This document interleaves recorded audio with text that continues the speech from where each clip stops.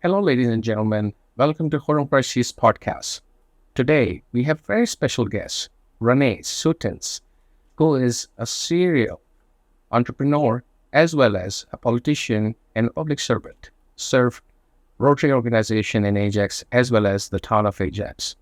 And he's been the president of a great organization for several decades named Contest Organization. So we're going to listen more from his side of the story and the struggles and challenges he faces. Rene Soetens, welcome to Khurram Qureshi's podcast. Thank you, Arm. Nice to be here. I'm looking forward to doing this. That's great. Good to know. So, Rene, please tell me a little bit about your family background. Where are you from? Where did you born? And things like that. Well, like most Canadians, I'm an immigrant. We immigrated to Canada in 1954 with my parents, obviously. We started out in Amherst, Nova Scotia, because that's where Immigration Canada said my dad's skills were needed. So we were there for about 9 months, only to learn that his skills weren't needed in Nova Scotia. He was a tool and die maker, and there just was no employment in that field. But like most immigrants, we moved 3 times in the space of 9 months in Nova Scotia. Difficult getting established. So then we came to Oshawa and lived in Oshawa for a couple of years, where again we moved 3 times in very short order. And finally my parents bought a house in Ajax on Bircher Road. We were one of the first families living south of Bailey. Wow. in the subdivision. So that goes back to a time when Ajax maybe had 5,000 people. Wow. And when was that? That would have been 1957.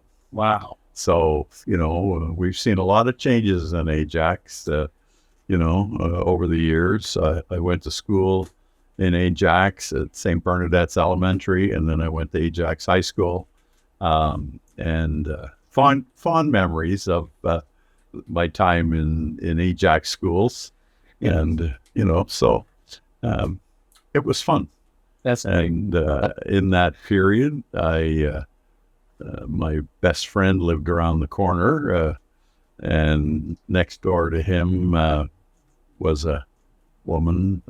Young woman my age, and we started dating, and we're now married and have been married for 53 years. I hope she's not watching. That's why they need wives. We never have anything corrected about it. And here we see it. So we've been together, three wonderful kids, and life has been a pleasure being in Ajax. We never chose to move. Lots of opportunity, and in my career over the years, and my volunteer stuff, there was always options. Yes. But Ajax just had a lot to offer, and why leave? Exactly. I always say, Ajax is an amazing town in a city, and it has everything to offer except IKEA.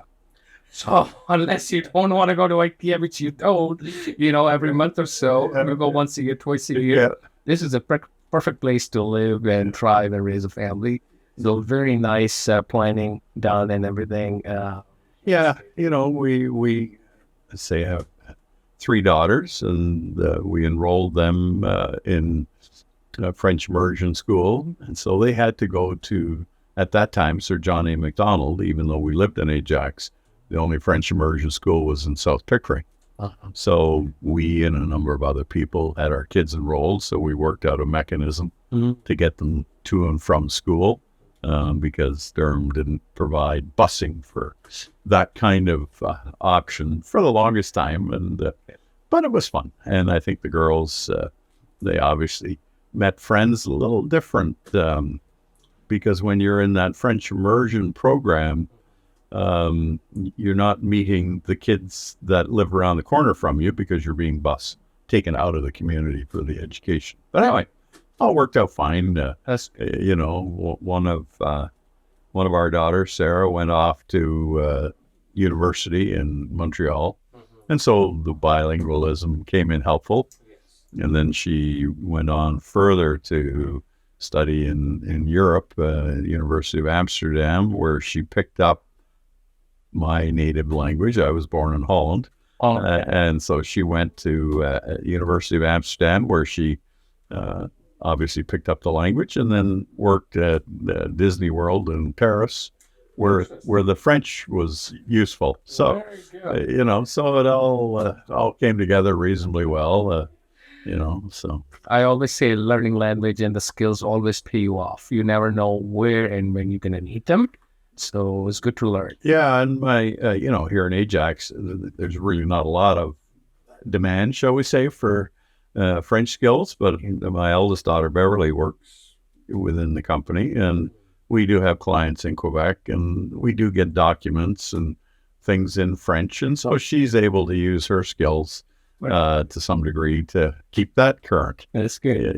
So. And just to be asking the language of your country, Holland, it's Dutch. It's Dutch, yes. It's Dutch, and I, humorous, I hadn't been back from when we immigrated until Sarah graduated from university. And although my mom always spoke Dutch at home, she was a stay-at-home mom, so really wasn't exposed to, shall we say, English in the workplace, because she stayed at home, but I really never got to practice it. If you think I was 5, or, so when we came to Canada, immediately off the English school. So, you're exposed to English. Absolutely. But it was fun when I went back, because, the little bit of Dutch I could remember, it didn't take long before I started to understand what people were saying. And to some degree, I was able to respond. So can you speak any Dutch words at all, or you forgot? Well, I had forgotten, but it comes back, it comes back. But if we got into a difficult conversation, meaning one that has lots of vocabulary, forget that. I'm a good social conversationist. I can tell. And so is your wife. Her name is June. This is great. And it's the month of June as well? Yes, yeah. It's in fact, we were at church this morning, and she was reminded by someone that, your birthday's this month, isn't it? Yeah. She's a wonderful lady. Wonderful lady. So say something nice to her, if you can, in Dutch. As you made a mistake earlier in this podcast. Let's not do that. That way I won't be held accountable for. I appreciate your honesty. She's good enough lady that she can forgive you anyway. Oh yeah, she would, but she doesn't speak Dutch at all. So whatever I said, she wouldn't understand anyway. So she would take it as a compliment. Yeah, that's a good thing. So tell me, since your time in 50s till now, what do you see change happen in particularly Ajax and Durham region? And what do you miss about those times compared to now? Well, certainly the biggest change is simply the number of people that live here. As I mentioned, there's about 5,000 people when we moved into town, and now there's 125,000. Ajax is a little bigger, in that it used to end kind of 500 yards north of Harwood, on Harwood Avenue, north of the 401. Mm-hmm. Well, now Ajax stretches all the way up to the 5th concession, and it includes Pickering Village, it includes Pickering Beach, it includes everything east of Pickering Beach Road. Right. I mean, Ajax has grown geographically as well with population. There's certainly a lot more things to do in Ajax. I'm not sure that's always a positive thing. But now, I guess if there's anything you want, it's virtually available in Ajax, except for IKEA. So, but certainly there's lots of options. One of the things that was really very good as you grew up, and people knew you personally, because it was a small community. Yes. And, I went to school with all the kids my age. There weren't a lot of schools around. Yes. There was one high school. Yes. There were 2 or 3 elementary schools. Now there's 5 high schools. There's, umpteen elementary schools of one kind or another. I mean, so it's a little harder to get to know You're right. People personally. And of course, back then, if somebody pulled over and said, "Tell me where such and such a street is," you knew where it is. Yeah, you're right. You were able to guide people right to it. No, who are you going to visit? Oh, I know them. But now, if they ask you for directions, look at Google Maps, because I don't know where it is. And, so that's a big change in the system. I used to be able to drive to work in 2 minutes. I had one traffic light to go through. Now I live in the same house and I have 7 traffic lights to go to. Wow. I go through, and coming home, if the GO train is in, there's a lineup on Westney Road. And so what used to take me 2 minutes could take me 25 minutes for the same distance. So things have changed. I think for the better, but yes, you could still miss the good old days. You got it. When there was less traffic, less people, it was more enjoyment to do.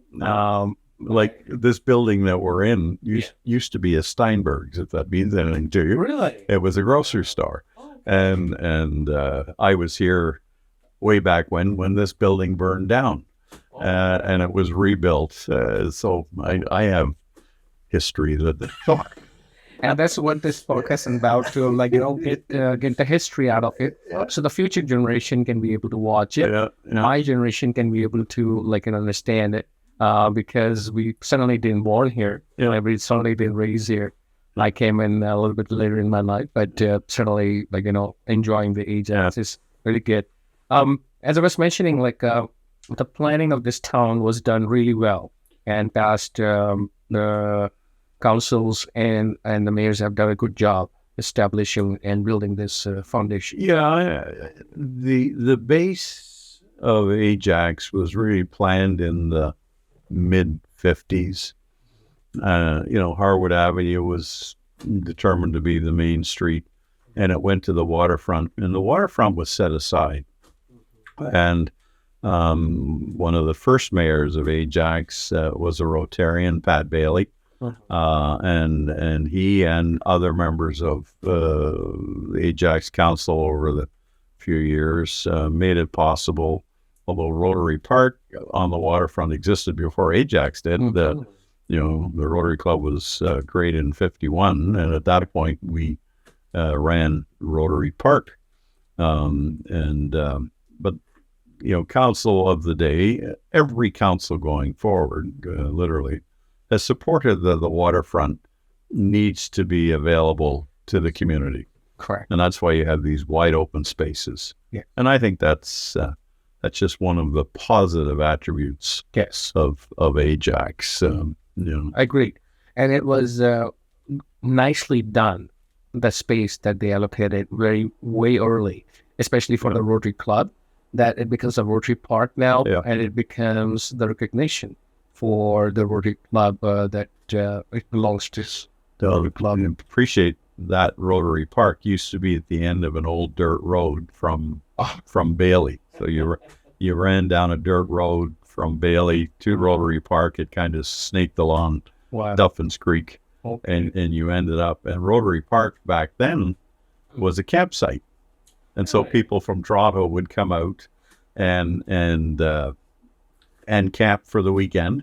It really wasn't used by Ajax people as such. Well, there weren't many of us back then, but it was used by visitors to the town on the weekends, and it was a great place to come and camp and relax. And as I say, it was at the end of an old dirt road that was something else. It's interesting. We had a former Rotarian who moved back to England, who came to speak to us at our 25th anniversary, and he was talking about how the Rotary Club in its early days had to go down there and cut all the trees out in order to make this park. And that year, we had a project to plant trees in Rotary Park because there weren't any. Oh my God! Or there were very few. So it's kind of how things change, It's so. But anyway, it was all good stuff. Must give you the credit of that generation, because we are now 50 years after getting the fruits of it. Yeah. So bravo to Pat Bailey, the mayor and the city planner and the council at that time, and to you too,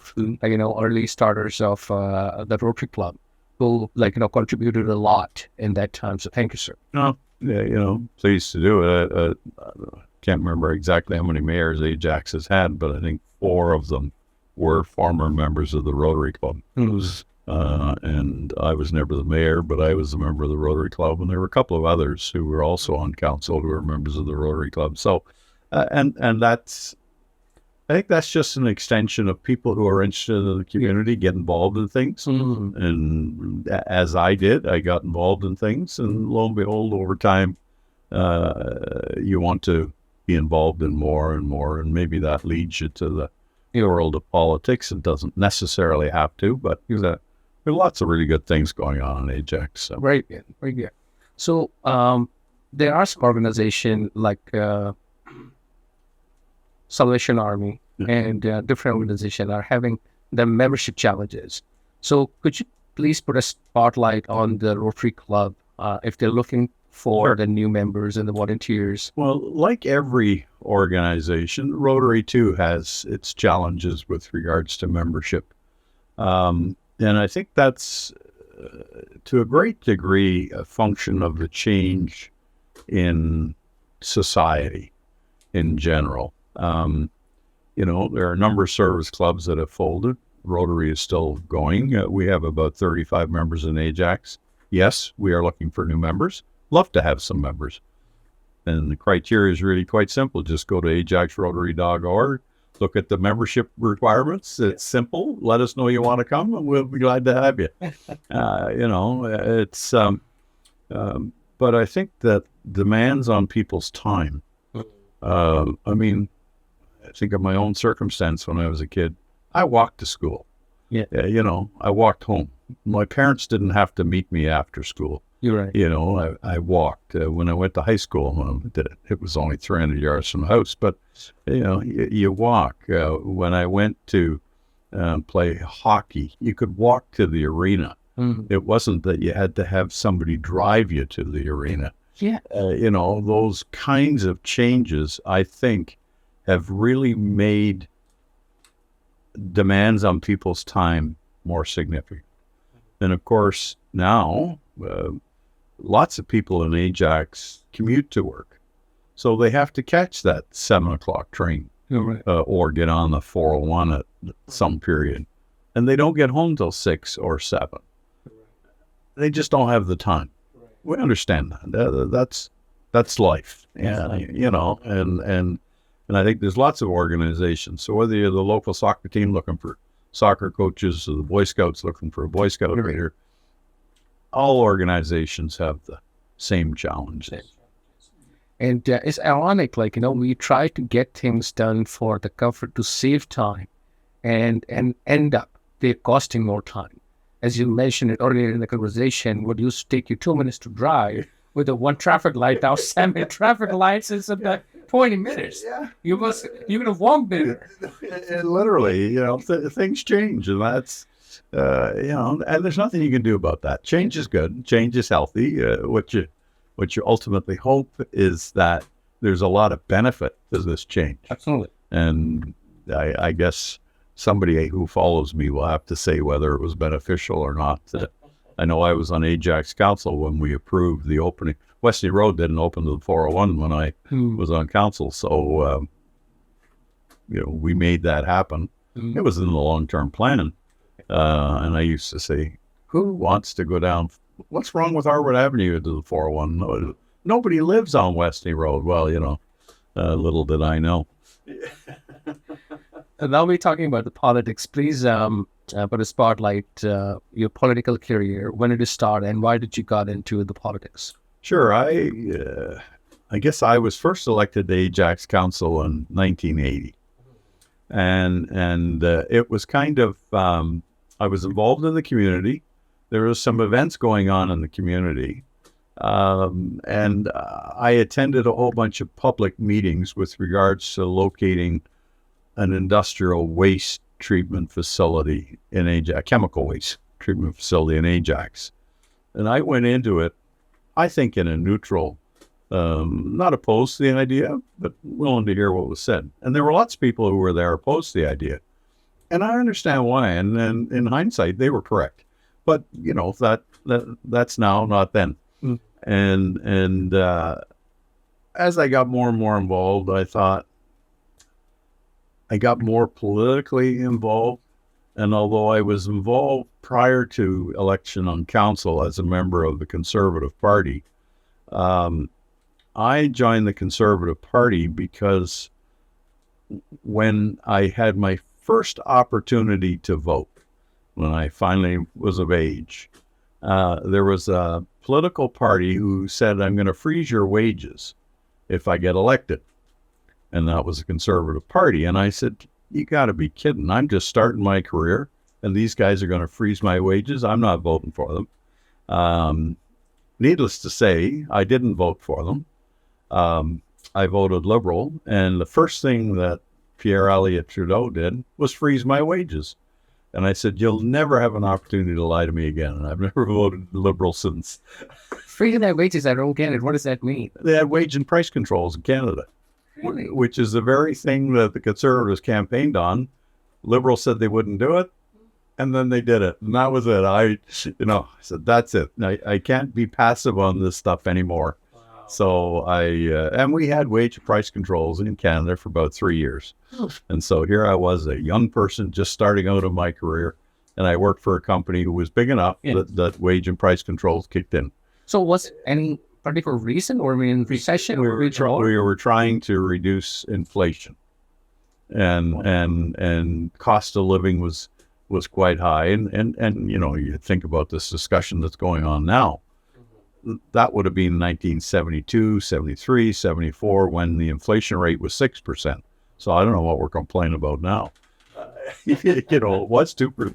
But anyway, so I just said, that's it. I'm done. I'm going to become active. And I became active. But at the same time, this municipal thing was kicking around. Okay. And so I decided in 1980 that, I think I have something to contribute to the town. I've lived here a long time. I have an interest in making sure the town goes forward. Mm-hmm. And so I ran for council. And I ran against a gentleman by the name of Henry Westney Road fame. And it was, I really liked Henry. He was really a good guy. But in the world of politics, when you decide to run, like you're running against somebody, and in this case, it happened to be the incumbent. Well, in the end, I won that election by 2 votes. So it was, and I thought I would have felt better if I'd only won it by 1. Because I had a lot of respect for Henry, but anyway, I won, and so I was on Ajax Council, and we had more or less a brand new council. Only the mayor and Don Lawrence returned from the previous council. The mayor was new to the position, Bill McLean. He wasn't the mayor prior to that.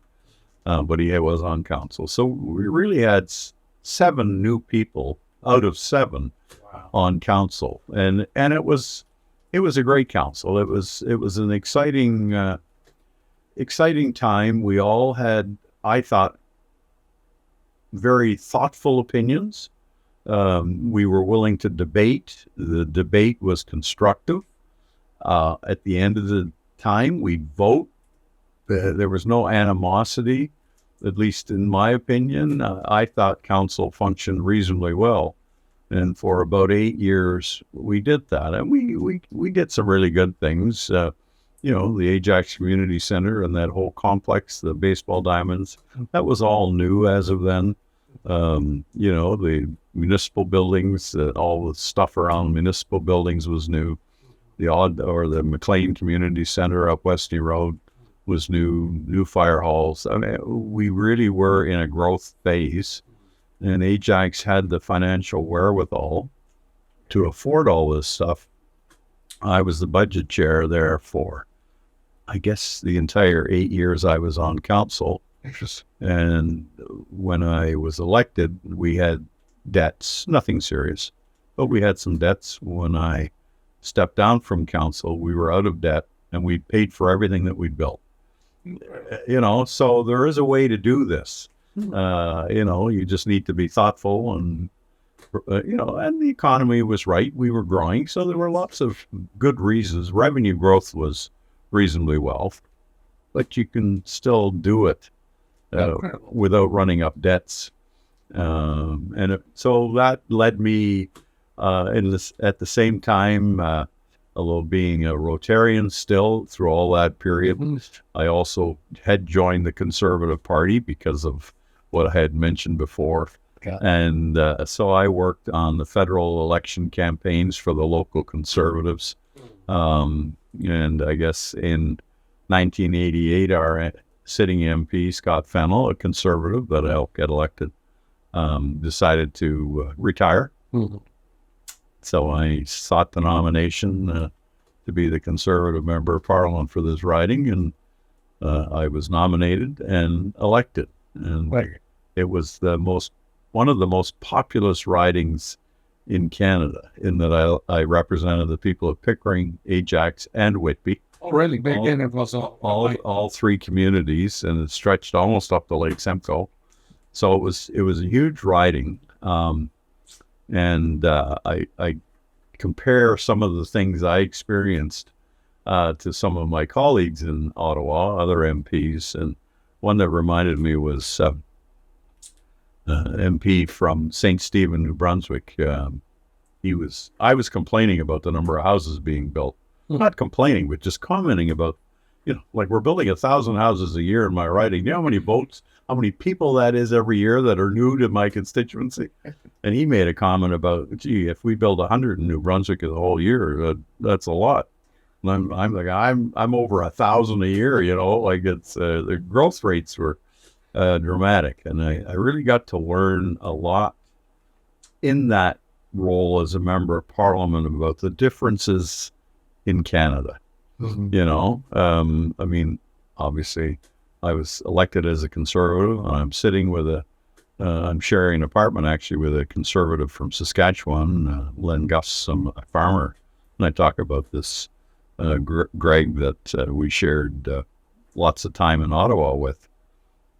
And the difference is, even though we were Conservatives, here I am, because in 88, 89, 90, 91, inflation was now at 12%. Remember I talked about, the other number earlier is now 12%. And I'm saying we got to slow this thing down, because what's going on in Ajax just cannot continue, or what was going on in my riding. You just cannot continue. While the guys at the other end are both looking for government subsidies, assistance to agriculture, assistance to fishing, both or lumber. And I'm thinking, are we in the same party? I'm looking for things to slow down, stop government spending, and you're looking to, but yet, we're all Conservatives. And I guess I just learned a lot out of that process about how Canadians can come with a fundamentally similar point of view, but reflects in different attitudes and different ways of dealing with problems. So, working in the politics that you stepped in, please enlighten me a little thing about it. How did you get rid of the debt for the town of Ajax? Well, principally you control spending, and just don't spend more than you're taking in. And the other thing, as a municipality, you, unlike the federal government or provincial government, you can't run deficits, but you can borrow. So, for example, if you wanted to buy a fire truck, you could borrow the money to buy a fire truck. But where do you borrow it from? Banks, you issue bonds, the same places that lots of other people go. But or you can pay cash for it. Well, we took the cash route. Nope. And when you're building a new community center, you can take a debenture on that building. We chose to pay cash. Now, again, the economics at the time were good. In Ajax, we had lots of revenue because of the growth that enabled you to build or buy these things as you needed them. So that I would say it's fundamentally controlling your expenditures to live within your means and not borrowing money. Because some people can argue, well, you can borrow money and make the payments. Lots of people have mortgages. You're in debt and you can make the payments. Well, Ajax could have done that too. But all that debt is, you pass that on to somebody else because, if you borrow money, it's 20 years on a community center. And, Yes. I'm gone after the next election, maybe. I don't need to worry about making the payments. Well, we never had that issue. Yeah. We paid as we went. And it's a very responsible thing, or whether you work running a family or running an organization or running a political organization or municipality, that you have minimum debt as possible. Well, absolutely. And not that debt's a bad thing. I don't want to suggest that. But what happens, 3 years from now, if the economics change, interest rates go up. And as you know, they're fluctuating all the time. Interest rates go up, your debt payments go up. And if for some reason the economy is not as strong as it was, you're now having to take money out of some other account in order to pay the interest on the debt that you've got. Never had that problem because we never had the debt. And so it was easy to maintain your expenditures in line. And in fact, we had considerable reserves as well when I left council. So those reserves were in fact able to fund the construction of the McLean Community Center and other things in town. So there are ways of doing it. You just need to have a mindset that makes it happen. And we had a mindset, and all of council, there was no divide on this. Council seemed to all agree that this was the route we would take. And I can recall Joe Dixon was on council with us at the time, and we had infrastructure problems. You hear that all the time. We had to rebuild Lincoln Avenue in order to put in proper storm sewers.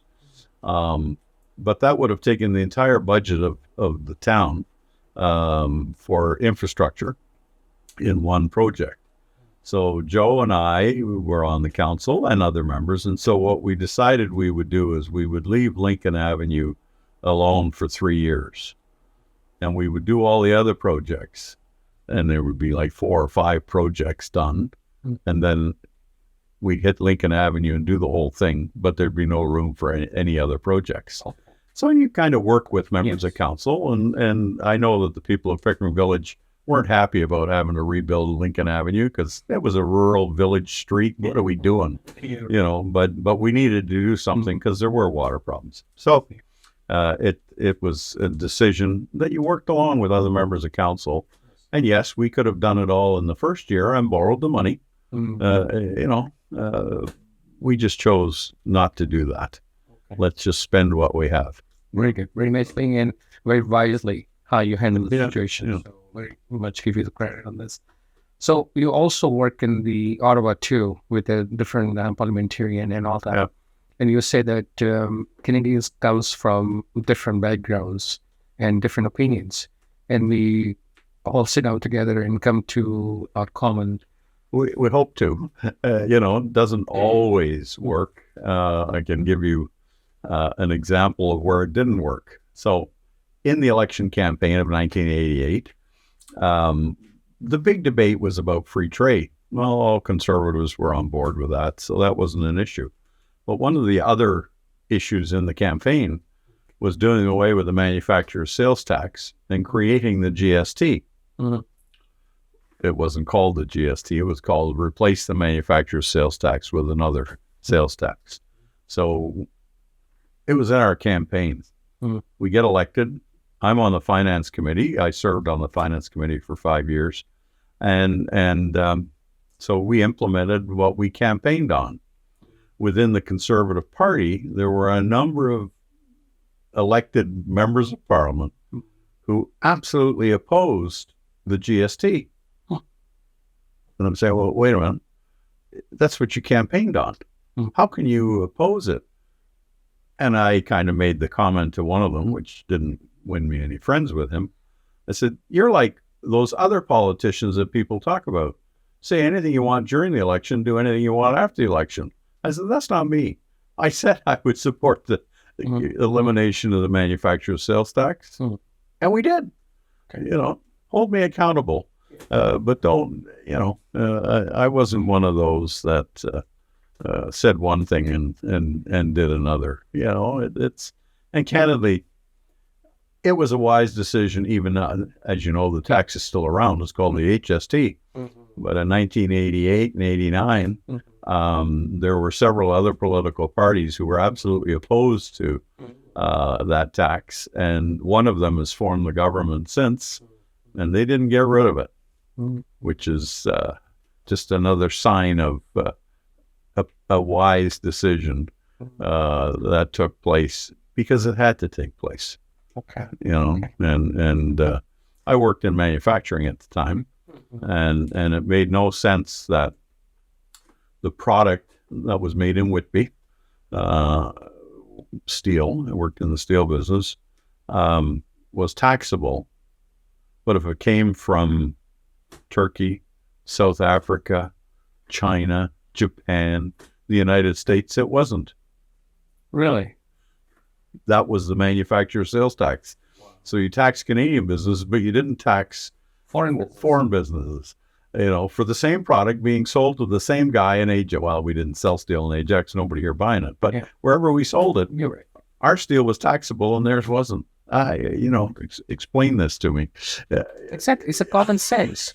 It repelled the industry, eventually. Yeah. Anyway, so we did away with the manufacturer sales tax. But the government, as is the case, needs money, so you have to replace it with something. And back then, that tax generated about $13 billion in revenue, so we had to replace it with something. And we replaced it with the GST. And as I say, it's still there. So I guess all those who were opposed to it saw the wisdom of it being good tax policy, if there is such a thing as a good tax. I like your humor. Speaking of the politicians saying before they get elected and afterwards, don't you think that it's time that we should have an accountability board or assessment to conduct a review of the politicians, especially on MP and MPP level? Well, and in reality, there's a review of an MP or an MPP or an Ajax councillor every 4 years or so, because there's an election and the people get to vote. And if you don't like the person or you disagree with their decisions, even if you like the person, that's a review. When you go to work in the private sector, there is no such automatic review. Got it. You're called you're called in front of the shareholders, and the shareholders say, you're out. You're right. And so election does that. The difficulty I think that we all face, and I faced it as a member of Parliament. I faced it as a member of Ajax Council. There are things that you haven't given two hoots thought about when you run for office. And I'll give you one classic because it was quite significant. When I was a member of Parliament, Iraq decided to invade Kuwait. Now, if somebody had asked me before I was elected, what would you think about sending soldiers to war? I'd say, you gotta be kidding. Where is there going to be a war? Where are we going to be involved? It would have been so far removed from any thought process. And I could have answered it, well, I'm not sending people to war. Well, you don't know that decision until you have to make it. And there's a lot of things like that in Parliament. When we built the bridge to PEI, the people of Prince Edward Island were opposed to the bridge being built because they liked the ferry boat. They kind of thought it isolated them from the rest of us. At least there was a 2-hour window that we knew they were coming before they got here. I don't know what the logic was, but, I was on that committee that dealt with the construction of the bridge. Well, if somebody had asked me during the term or during the election, will you support a bridge to PEI? Who's going to build it? Would have been my question. But in the end, when I was on the finance committee, the decision was not, do we build a bridge? The decision was, do we spend $300 million to buy a new ferry boat because the old one has finished its life? And we subsidized that ferry boat to the tune of $40 million a year. So you had to come up with the capital to buy the thing or build it, and then you had to pay to run it every year because it didn't pay its way. Or you get the private sector to build this bridge. We don't have to put up any money, and 35 years from now, we own it. Now you have more information. And for me, it was an easy decision. You mean we don't have to spend any money and we're going to own it 35 years from now? Sign me up. And so those kinds of decisions, and I'm sure the people at PEI were not happy with the decision, because they thought it would change their island. They thought they'd lose jobs because of it. You can ask them what they think of it now, but all in all, I think it was a pretty good decision. Yeah. But if somebody had asked me that before, and I'm sure those people in PEI said to their local, well, you never told me you were going to vote for a bridge. Well, you never asked. And I wouldn't know the circumstance. And I think there's a lot of those kinds of decisions that come before members of parliament or members of council or members of the provincial legislature that you haven't even thought about that issue. Would anybody have thought about the issues of COVID? If you had said to me, and what would be your view on a pandemic shutting down the country? Yeah, you're nuts. That's not going to happen. Right. Well, so the things happen that politicians have to make decisions on. And hopefully they've taken the proper guidance, input, and even they're not all in agreement. I mean, this whole idea of wearing masks was not something that was popular with everybody. Right. And was it a good decision, bad decision? That's for others to decide. This vaccination policy was a good decision.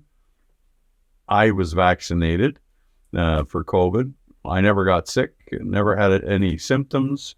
June was vaccinated. She got sick. She got COVID.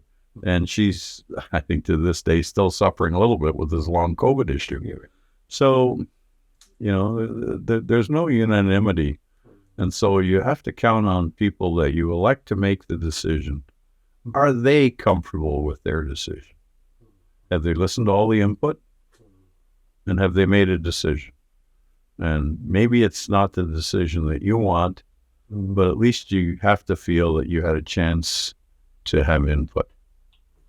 Very nicely said. You need to listen to everybody, respectfully everybody, and then make the wise decision which can serve the country better rather than the party. Yeah, and hopefully, because we got elected as conservatives when I was there, we had the majority, and most of us thought the same way. Sure, there were some issues that we might disagree on, but when you come as a conservative, or you come as a New Democrat, surely the people in the New Democratic Party, in principle, are all thinking alike. There may be individual issues that they differ on, but they bring the same mindset. So looking at the politicians' behavior 30, 35 years ago, when you were serving in Ottawa, how do you compare that time compared to this time? Because now I turn on the television and it becomes the political debate just like the United States Parliament or Congress, I say. And it makes the thinking like, are these Canadian politicians talking like that? And sitting on the same chair, like about a few months ago, John Henry expressed the same concern, like he wouldn't have this kind of conversation in his house, and certainly not in his council in the region of Durham. So the world of politics has changed. I think more people know more things. So people are better educated, and that doesn't necessarily make them experts, but they're better educated and able to think more freely. But I think the other side of it is this perspective that because you heard it on radio, because you saw it on television, you read it in the newspaper, it must be right. And now, when I was in Parliament,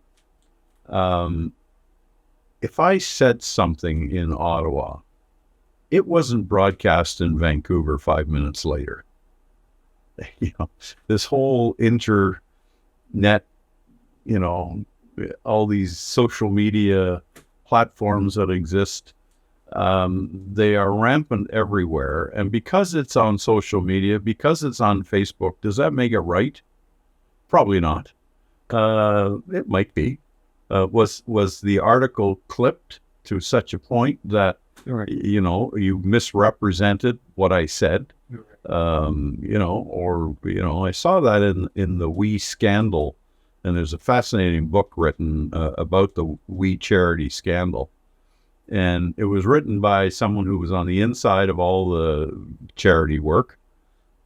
And this author just dissected everything that the journalists and the politicians. So he took a run at Trudeau, he took a run at Poilievre, he took a run at the NDP, he took a run at the Star, the Globe, CBC, and he had facts and figures, but it's not news if it isn't exaggerated, I guess, to be blunt. And so I think the challenge for politicians today, of all ilks, is to keep in mind that when you say something, it has immediate impacts. When I ran for re-election in 1993, one of our MPs who was seeking re-election in British Columbia made a statement during the campaign. And overnight, because I was out door knocking every day, overnight I could see the change in mood at the door because of what this guy said in BC. So instantaneous community, and even that was 30 years ago. Never mind today. You're right. And 30 years ago, the social media wasn't as strong as it is today. So yeah, I think it's a problem. Hopefully it gets better, as I pray, because we need to get to our common senses and serve Canada and Canadian interests. I agree. And one of the problems I see with this is that social media seems to personally attack people because of their opinion. It's one thing to disagree with someone's opinion.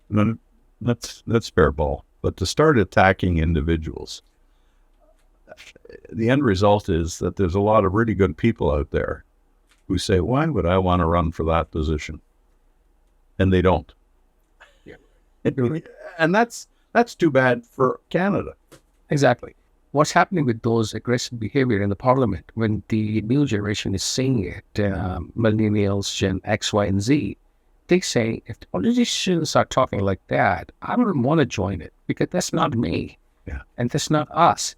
And that is not a good reflection on the general society and general public. And when I meet people in the local council in Ajax, speaking with Oshawa, super nice council people, super nice regional council. John Henry was sitting where he was sitting, super nice person. And logically speaking, it's Durham culture, Durham in Canada. Yeah. And it's a gateway from the East End to the West End in Ontario. And when parliamentarian needs to tone down a little bit and come to the senses, it's time to rethink this strategy and do something better. So it's the world we live in, and the aim of all of us, this show included, is to make the world a little better place. And if we all do a little bit, hopefully we'll all accomplish a lot. You got it. So. Well, I've obviously been a Rotarian for a long time. I joined in 1977, and it's a great club, a great organization, and we do lots of things, most of which you never hear about. Donations to various worthwhile causes, planting trees at Rotary Park. It's not something we advertise. You see the benefit of it. But, we do that. We have a bursary program for high school students. So a student in each of the 5 high schools gets a bursary from us on graduation. Again, it happens. We're happy to help students go on to further education. We don't run an ad in the paper to say we're doing that, although there is some effort on our part to be more open on, because what do you do with all this money? Like, we just ran a Rib Fest where we had some 60,000 people present. And we made money. Don't know how much yet, a little early to comment about that, but that money goes back into the community. Yes. We donate to the hospital, we donate to the Salvation Army, food banks, Feed the Need Durham. There's a whole series of charities that we support throughout Ajax. In Durham, there's this group of service clubs that if you as an individual had a need that isn't covered by some social service. Okay. Let's say you need a ramp to the front door of your house because you're disabled. There's a mechanism now where you can go to this joint service group and seek additional support in funding that project. Because some people have needs that fall through the cracks. Nice. And, one of my first involvements that I can recall was a young person had a cleft palate, and person was about 7 years old, and it wasn't covered by medical OHIP or health benefits. And so, it was something that the Rotary Club supported, and this person had the surgery, and the parents were so thrilled, the grandparents were thrilled, and the child no longer looked different. Wow. And so I haven't seen the child since after it happened, so I have no idea. Must be the happy end. It was a happy ending, so it's those kinds of things that sometimes you do that. It's exactly the kind of thing that we need to hear. What are you saying to me right now? It's a news to me. Yeah. I've been in Ajax for about 15 years now. Yeah. Never got the letter, never got the invitation, never got the walk-in handshaking. Hello, I'm from Rotary Club of Ajax. This is what I do, and this is our accomplishment. You don't have time to just read this pamphlet? Well, we did. We celebrated our 70th anniversary, I guess, in 2021, and we issued a 70th anniversary booklet. Okay. And it was about 40 pages, and we touted some of the things we did over the years. Yes. Yeah, and we distributed it townwide, just so that people could say, "Oh, this club has done lots of things. And they've been out there and doing things." You're right. But we're not out beating the drum every day, I guess is maybe that's a mistake, but Well, maybe the new generation, like myself, and the new technology can be able to put a spotlight on that. And I'm trying to tag the organization with this podcast to get to know more about the Rotary. To give you an example, we organized this Rib Fest that I talked about. Yes. That just happened. Yes. And I was chair of the committee, and one of the decisions the committee made was that we wouldn't advertise in print media. Okay. We could do it all social media. Yes. Huge difference in costs. Yeah. Well, anyway, okay, if that's what you decided. Well, we had the biggest turnout we ever had. And I did say to the man organizing the social media, well, I was a skeptic, and now you've convinced me that there's a better way. We Canadians are so good. We love to consume social media, but not to produce it. Yes. And I say, when we going to realize to start producing? Yes. That's why I started this podcast. And you need to have good quality content out there. Yeah. And we have good people. It's about time good organization like ourselves, Digipix, come forward and do their contribution wherever we can. And enlighten those organizations. So it worked. It worked really well. Awesome. And and not only that, with that social media, we were able to get 150 volunteers that we couldn't necessarily communicate with that's a big event. That's a big bet. And you need volunteers. And we were turning volunteers away at the end because we had too many. There we go. So social media Becomes a blessing. it became a blessing. Add to that the fact that a high school student can't graduate without 40 hours of volunteer work. And, we have a weekend approaching their school year end where they're all looking for those last 8 or 10 or 20 hours. You're right. Yeah. Interesting. And we provide that opportunity for them to graduate. Good stuff. Good stuff. Yeah. Please tell us about your time in Ajax Steel Housing Development Corporation. Well, if you go back to my comments earlier about the growth of Ajax, one of the things we didn't have was, I guess, this affordable housing issue. And so we decided that what we needed to do was form a municipal housing corporation that could build nonprofit housing. And so a group of us got together with the support of Ajax Council and created the Ajax Housing Corporation. And our first project was the seniors building and the adjoining townhouses adjacent to the Ajax Community Center. So that was a nonprofit, and the deal was that we would rent most of the units to low-income people because it was rent based on income. And we would make a point of having the rent structured so whether you were higher income or lower income, it was a percentage of your income. But obviously we targeted lower income.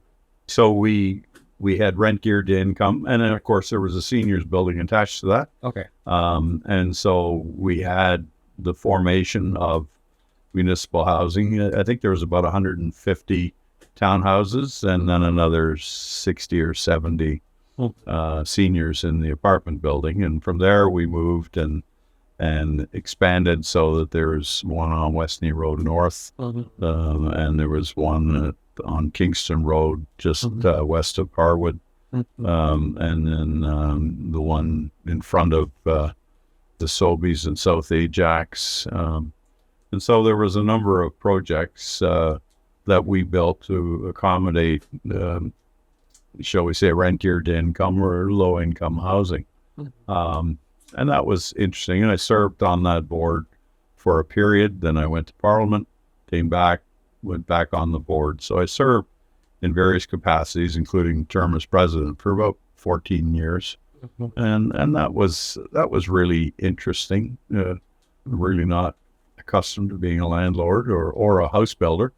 But as a member of the board, you learn a lot about the process. And I think those projects still exist in Ajax and still provide housing to those in need. Obviously, the need is much bigger, so I'm not sure that there's as much being built in the last 10 years as there was in the time I was on the board. But again, it's up to others now to carry the torch. But so we established, as I say, a nonprofit housing corporation, which delivered for the people of Ajax some assistance. I see. Very interesting. And it is very good to see that you were being a good husband and a father, leading a family, and also working in different organizations, as well as have your political influence and social responsibility, joining different organizations like Rotary Organization and this housing corporation. Yeah. And this is such a great diversification of your corporate and working portfolio, I must say. It is indeed very rare. So how did you accomplish serving all that? It's time consuming, obviously, and you do it in stages. I mean, before I ever got involved in the world of politics, I was a Boy Scout leader. And so I, you schedule your time. And, June used to be happy. Boy Scouts met Monday nights. Just thank God you're out of the house Monday night. At least I know I got a night off. So she was happy to see me go Mondays. So that was good for her. Just as I'm happy to see her go on Thursdays. Okay. She's a member of church choir, so every Thursday night I know I got the night off. But I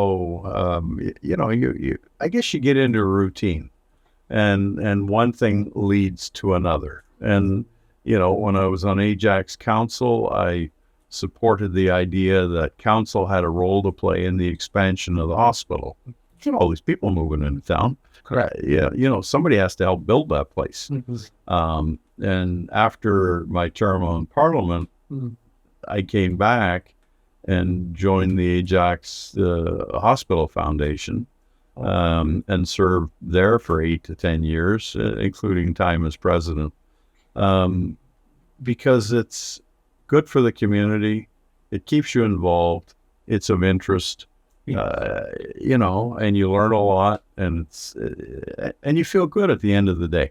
You're right. Yeah, and I guess if you didn't feel good at the end of the day, maybe that's you shouldn't be there. But if you choose those things that you want to get involved in and commit yourself to it, it's rewarding. And it's rewarding in all kinds of ways that you can't forecast. You just know, we need it. It's got to be done. Somebody's got to do it. Exactly. Let's get it done. So, that's kind of how you go at it. And it was interesting because obviously in my role on the foundation, we kicked off a major expansion of the hospital while I was there. And you had to go out and raise money because the taxpayers didn't pay for the entire expansion. You got money from the provincial government, but it was the role of the community to find 25%, I think it was 25% of the money to build the new facility. So you had to go out and raise money. And some of the unique ideas, yes, we asked builders and developers to kick in huge sums of money. They're building lots of houses. So, but people who would run their kids who'd run their lemonade stands, or somebody'd have a bake sale, or a church would have a rummage sale. There were lots of really interesting people who committed themselves to raising money for the hospital. And it was enjoyable. And remember one of the fundraisers that happened on the previous expansion, which I stubbed my toe on all the time, and we had this brick campaign. So donate $100 and you got a brick. So June and I donated $300. Got 3 bricks, one for each of our kids. All those bricks are still sitting on the floor in their bedrooms, and I stub my toe on them every now and then. And I'm going to give these bricks back to the hospital. They could build something else with it, But so you come up with unique and different ways of raising money, and it worked. Okay. So Rene, I'm going to ask you a very important question. Based on what you said, the housing affordability was very affordable, in the 80s. Compared to that, what can you be able to suggest to municipal level, regional, provincial, and federal level to do something about the housing crisis we are facing in Canada? That's not an easy solution. And first, you got to correct the idea that housing was affordable when I was young. When I was 21, I bought my first house. I paid $21,000 for it. Now, one might argue that was affordable. Okay. I earned $400 a month. Okay.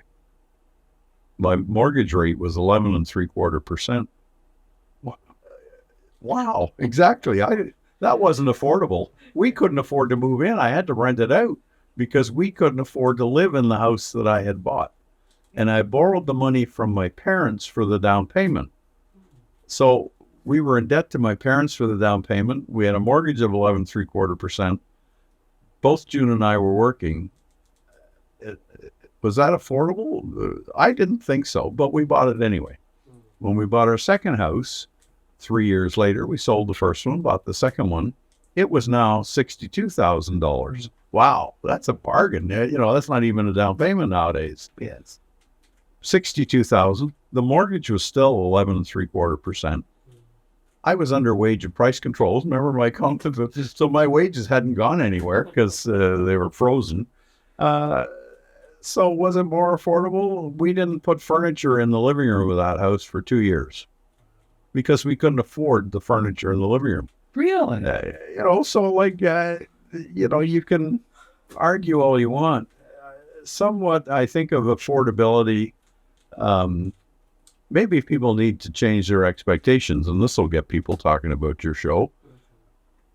When we bought our first house and our second house, it was a 3-bedroom house with 1 bathroom.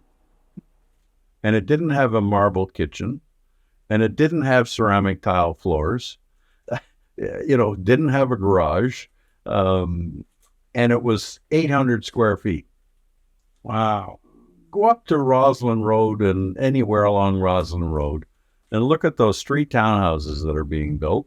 They're 800. I don't know what the price is. I haven't looked, but they're probably $700,000-$800,000. They're 3,000 square feet. They're 4 stories. They got 6 bathrooms or whatever they got. They got arborite or marble kitchens. We were happy with arborite. They got ceramic floors. We had linoleum. And like we survived. We're here to talk about it. So is things more affordable? I don't, some people may say, yeah, but that was then and this is now. Well, it worked back then. So maybe you need to lower your expectations a little. That's such a nice line you're saying, sir. I must give you the credit on that. Lower your expectation and live below your means. It doesn't mean that you need to think below your means. You can have the vision, but when it comes to consumption and utilization, you need to realize how many cars you need to have and how many bedrooms you're going to have for a family of 4 or 6 for an average. Like, why do you require, each kid needs to have, separate bedrooms? There were 5 kids, and I have 1 brother and 3 sisters. Here we go. And we were in a 3-bedroom house. So the 5 kids shared 2 bedrooms, and I'm here to talk about it. Here you go. And you survived not only well, but you have done great. Yeah. So that's the misconception that we're creating. That, Having said that, that's how I grew up. Yes. But when we had our 3rd daughter, we had a 3-bedroom house. So we added on to the house and put a 4th bedroom so that each kid would have their own bedroom. So I'm no different than today's modern outlook. You got to have more. Our daughters could have shared a room, but no, they got to have their own room. Yeah, so I get it, but is there a happy median on this? I don't know. I drove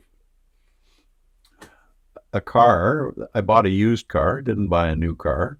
My wife had a used car, and I didn't get a new car until goodness knows, until I got a car given to me as part of my job at Lasco Steel. So, otherwise I drove used cars, but you see used cars nowadays, everybody's driving new cars.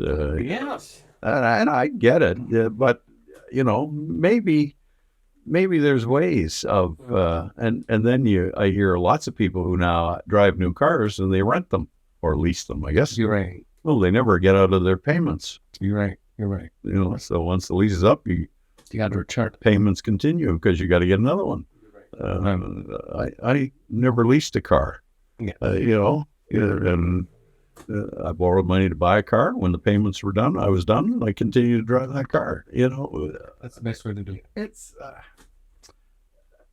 as I say, expectations are there. They're wonderful, but they sure hamper some of the options that are available to you.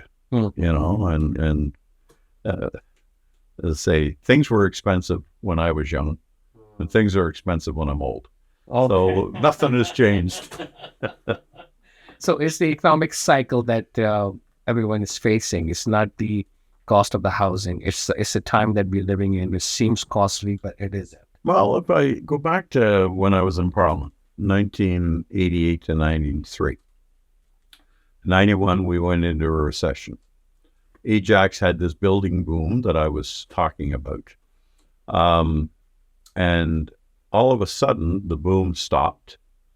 Interest rates climbed, and people's houses were losing their housing because the banks were foreclosing on the fact that they weren't making mortgage payments. And that was 30 years ago. So what's new? It happened then. Maybe the numbers were different, but the end result was the same.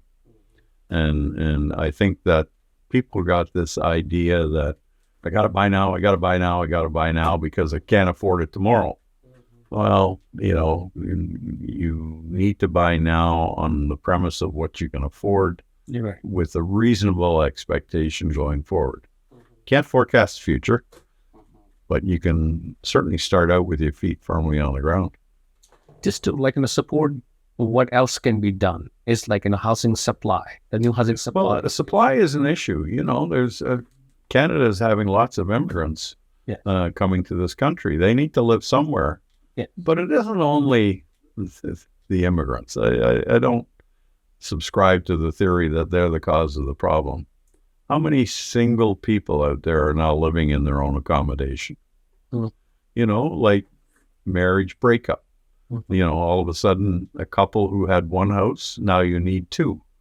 And I think, there's lots of young people. My daughter Emily was a single person. She had her own house. Well, that was unheard of, way back when. So, she occupied a 3-bedroom house by herself. Wow. And so it's, I think you look at all those demographics, and collectively, that's the problem. The solution, more supply. That's what I was going to say. I spoke to a few developers, and they say the government is putting so much red tapes and not opening too much land fast enough so they can be able to build fast enough and bring it into the marketplace for selling. And that is becoming the supply issue. Demand is there. But supply, houses per year you were building, we should build 5,000 by now by today's standard and technology. Yeah. But is the land available? Why the land is not opening up for the builders? Well, and I think there's some planning that needs to be done, and I think it has been done. I mean, Durham has set aside lots of open space, and I think we need to protect that open space. Just like Ajax has the waterfront. Yes. There's a lot of open space there, and there's other places around Ajax where there's open space. But that doesn't mean that you don't ever build on open space. Mm-hmm. That just means you plan it out, decide which route you're going, and allow it to happen. Mm-hmm. And cut the red tape. And I give the provincial government full credit. That's their aim. Give the mayors this superpower in the city of Toronto, for example, or the city of Ottawa, to make decisions. Don't let it get bogged down in red tape.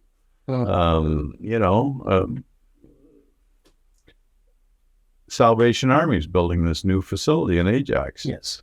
And I can't remember quite the timeline, but it took forever to get approvals, through the municipality to build it. And one of the issues was the fact that there was this big oak tree on the front lawn of the old Salvation Army. Mm-hmm.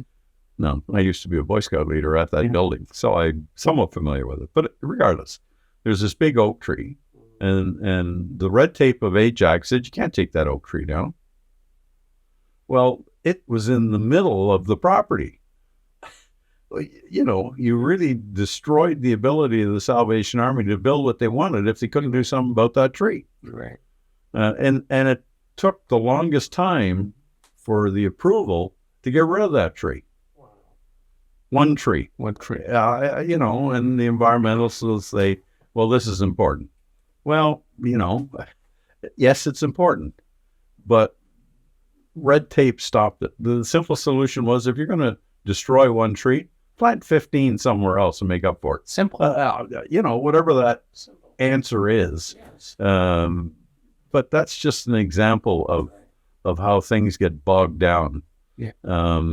Even though they were rebuilding on the property they already owned with the Salvation Army building, it wasn't a new use; it was the same use, just a modern building. So, Rene, who else, if ever, going to intervene on those red taping delays and say, get it done in 3 weeks or else? Well, I think that's a mindset of council, and it's a mindset of the provincial government, because you used to be able, if you didn't like the decision, you could appeal it to municipal board and ultimately. And so there was red tape created. So let's, for argument's sake, talk about this oak tree. Yeah. If somebody wanted to appeal that decision to the municipal board, that's a 6-month process. Yeah. Over whether you cut a tree down or not. Well, now the province of Ontario, with their new approach that Mr. Ford has brought, his whole intent is to get rid of all this red tape. Let decisions be made by the local council, and let's get on with it. And if there's something that the provincial government is holding up, for example, designating a lot of land as open space, that may be an appropriate designation. But in some cases, and I look at some of the land in North Pickering, and this may cause you a lot of phone calls as well. There's some land in North Pickering surrounded by houses. So why are we isolating this little piece of land in the middle of it all as open space? Why don't we fill that in? And if that's 100 acres, let's take 500 acres out further north and set that aside as open space. That's a lot more, and it's contiguous to the rest of the open space. You're right. So I think people just need to make room for change. There we go. Will people be happy? Never. Just accept that. And I guess what I learned in my time in politics, if you're comfortable with the decision, you've listened to all the input, make the decision and get on with it. Got it. And in your opinion, people that are going to be happy? It's hard to please all the people all the time. And it's hard to please some of the people some of the time. So you're right. So please tell us about your time in the Lasco Steel. How did you get that job and what did you do there? Well, I started out at Lasco Steel. It's now called Gardeau, in case anybody's it's changed ownership over the years. But it was a private steel company. And they manufactured steel that went in the construction industry, concrete construction, and so on. So I started there. I was told by my brother-in-law that there was a job open. I applied for it, got it, worked in the plant where they actually melted the steel and so on. This is not for me. This is too much hard work. So I asked to be transferred into the sales department. So I got into the sales department of the company, worked on inside sales for about 5 years, and then was promoted to field sales, or ultimately in the position of marketing. And you're selling steel. It's not like selling pencils where would you like a box of pencils? Here you are, and you'll buy them if you need them. Or I can get the order because, you're going to need them. In the steel business that I was in, the guy who was buying the steel was making construction products for the CN Tower, for example. You're right. Well, unless somebody was building CN Tower, there was no demand for it. There was no demand for steel. You're right. So all you had to do in the company I worked for is be in the market, so that when a decision was being made by somebody who you had no influence over, that they were going to build something, you hope that the people who were actually going to build it were customers of yours and they bought your product. So it was very critical to be aware of economic and market conditions, because if the market said there's no room for office buildings in downtown Toronto, you might as well not plan on providing steel into the office building. So you have to be aware of the market conditions. Yes. And in my capacity, I not only handled sales in Ontario, but I also handled sales in northeastern United States. So it took me regularly to places like New York City, Philadelphia, Baltimore, Washington, Pittsburgh, and ultimately I ended up being responsible for a lot of sales in the southern United States. So I'd go into places like Birmingham and Atlanta and Miami, and so I traveled a fair amount with the whole idea of becoming knowledgeable on the marketplace. Yes. And knowing who the potential customers were, and understanding the economics of the industry. Yes. And so that was my role. So I would obviously come back to the company with my forecasts of what I thought might happen next month, 3 months, 6 months, a year. And were there projects that were significant? For example, the Darlington nuclear power plant was a massive project with concrete steel requirements, reinforcing bar. Well, I was one of 3 possible sales reps or market reps who could get a share of that market. And I was able to reasonably forecast to the company. I couldn't tell them when they were going to build this thing, but it was coming.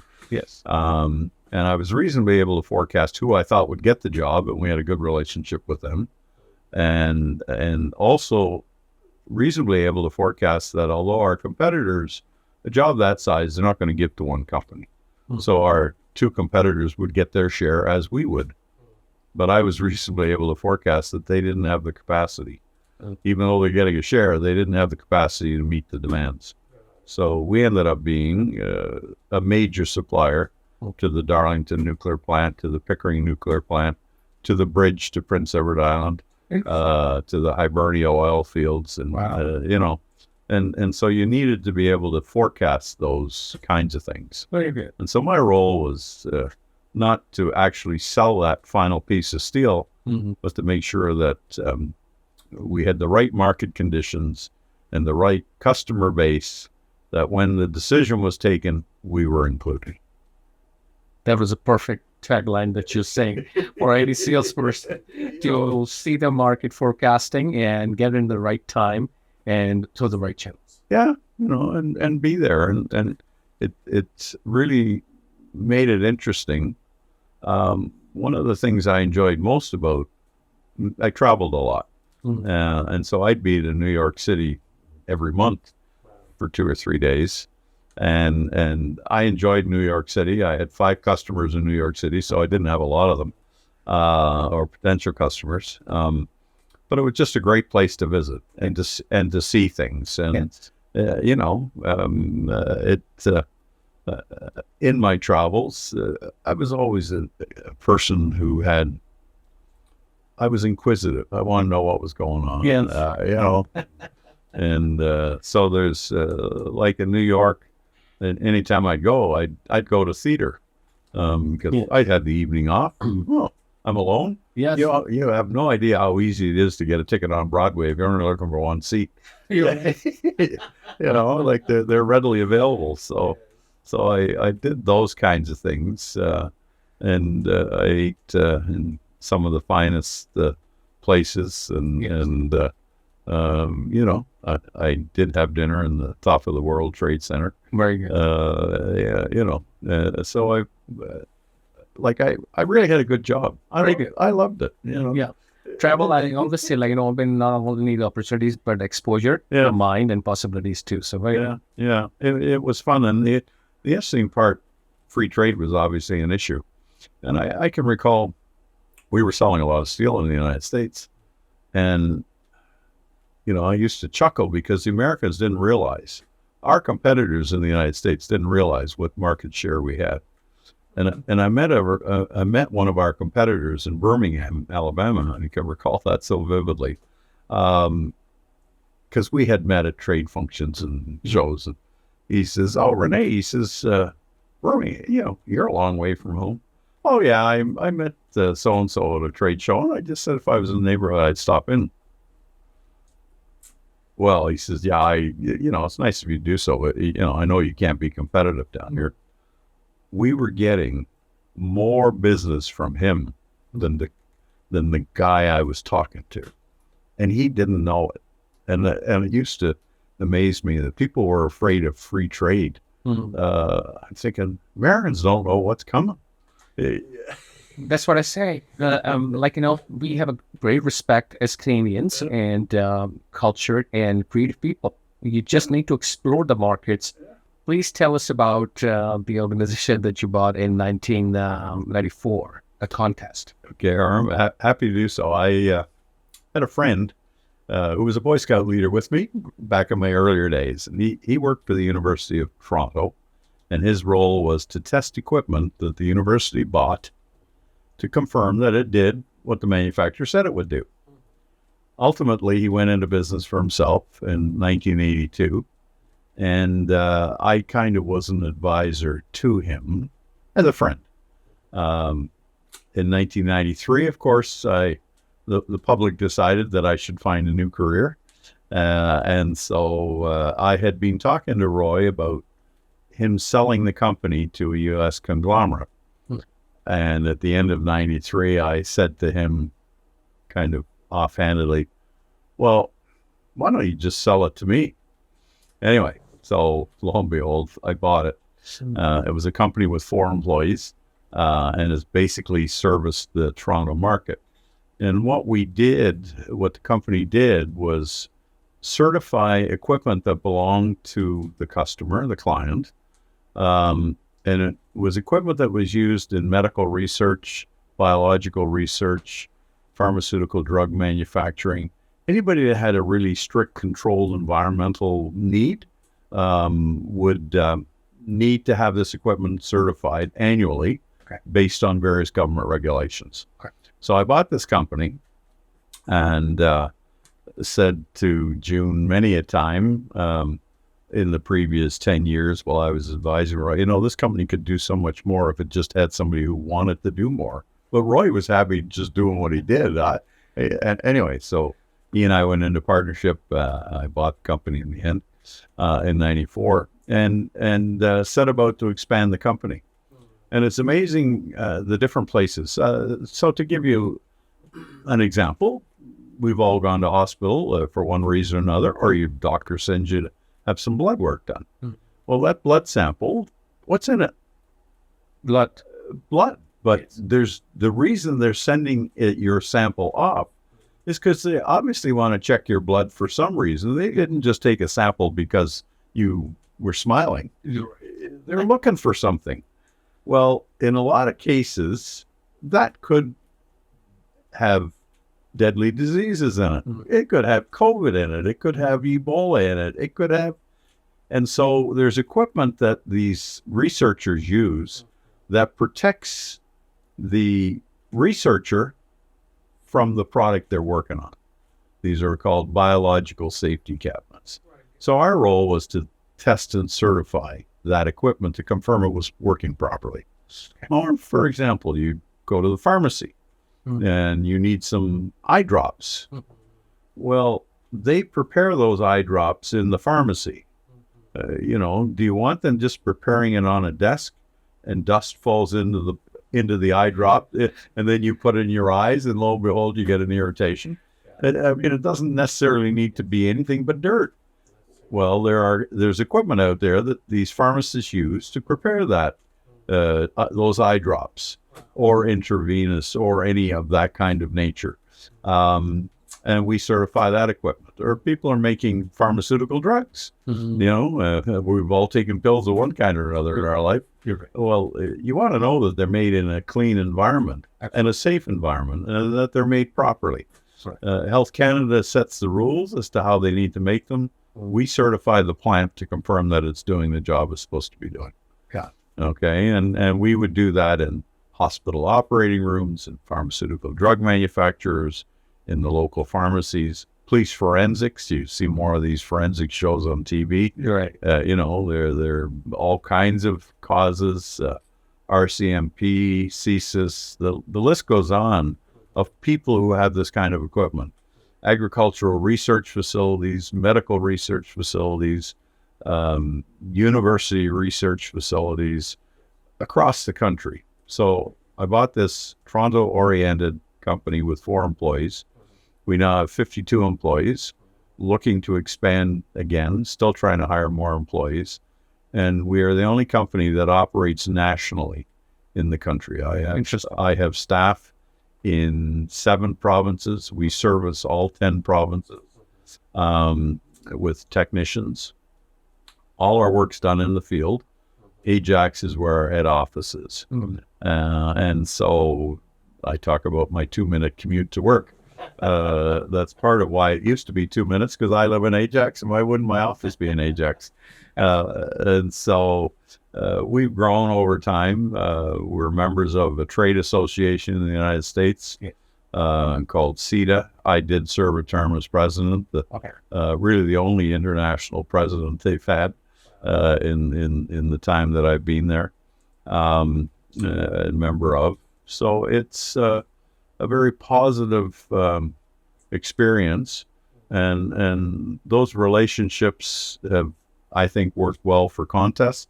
It certainly worked well, I think, for our client base. And if you think about our client base, wherever there's a hospital, there's a possible customer. Wherever there's a pharmacy, there's a possible customer. Not quite to the same degree, but it's growing. Yes. There are lots of forensic police stations.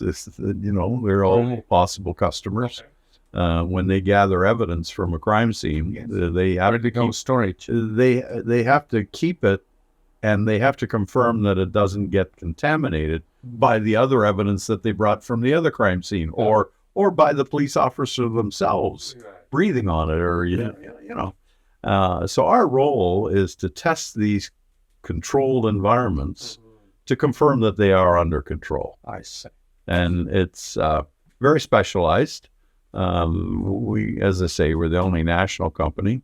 We probably have a third of the Canadian marketplace. Kind of a hard one to quantify because we're all private companies and nobody says anything.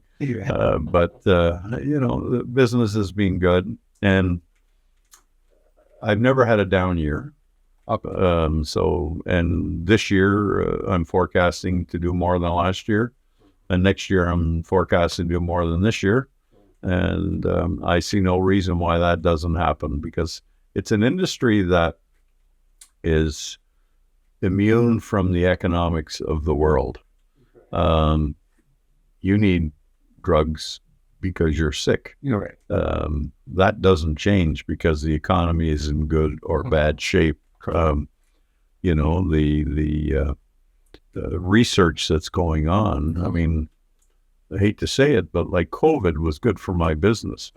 West Nile virus is good for my business. And the list goes on of all these things that show up that cause people to do research to try to solve the problems.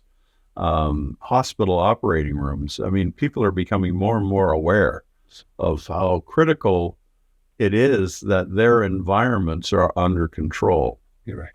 That's our role in the business. We don't build them. We don't engineer them. We sometimes give advice because of our experience. But we show up after the fact and say, okay, it's all done. Let's test it. Got it. So, Rene, it's a great Canadian success story. And now the next year is coming, at least 30 years of the contest. So tell me, when you acquired the organization in 1994, what changes did you make from 8 people, you say, to 4 people to now 50 in national organization in Canada? I guess in my previous careers, I'd always wanted to own a business. Okay, so you have to have that entrepreneurial interest to start with. And so I thought, what better than to work for yourself? So I did. I bought the company. And what change did I make? I guess fundamentally the change that I made was to be positive in the idea that growth is good for the company. Previous employer, Roy, to his credit, was a great guy, but he was happy doing what he was doing. And I said to Roy when I bought the company, because he was going to stay with me for 3 years, I said, this company can't afford both of us unless we do more. That's probably it in a nutshell. And so we set about to do more. And the bigger the pie, the bigger your share. You might still only get 10% of the pie, but 10% of 1,000 better than 10% of 100, Yeah. That was, so I just set about to grow the company because there was a demand there to start with. I didn't create the demand. It was there, and I tried to fill it.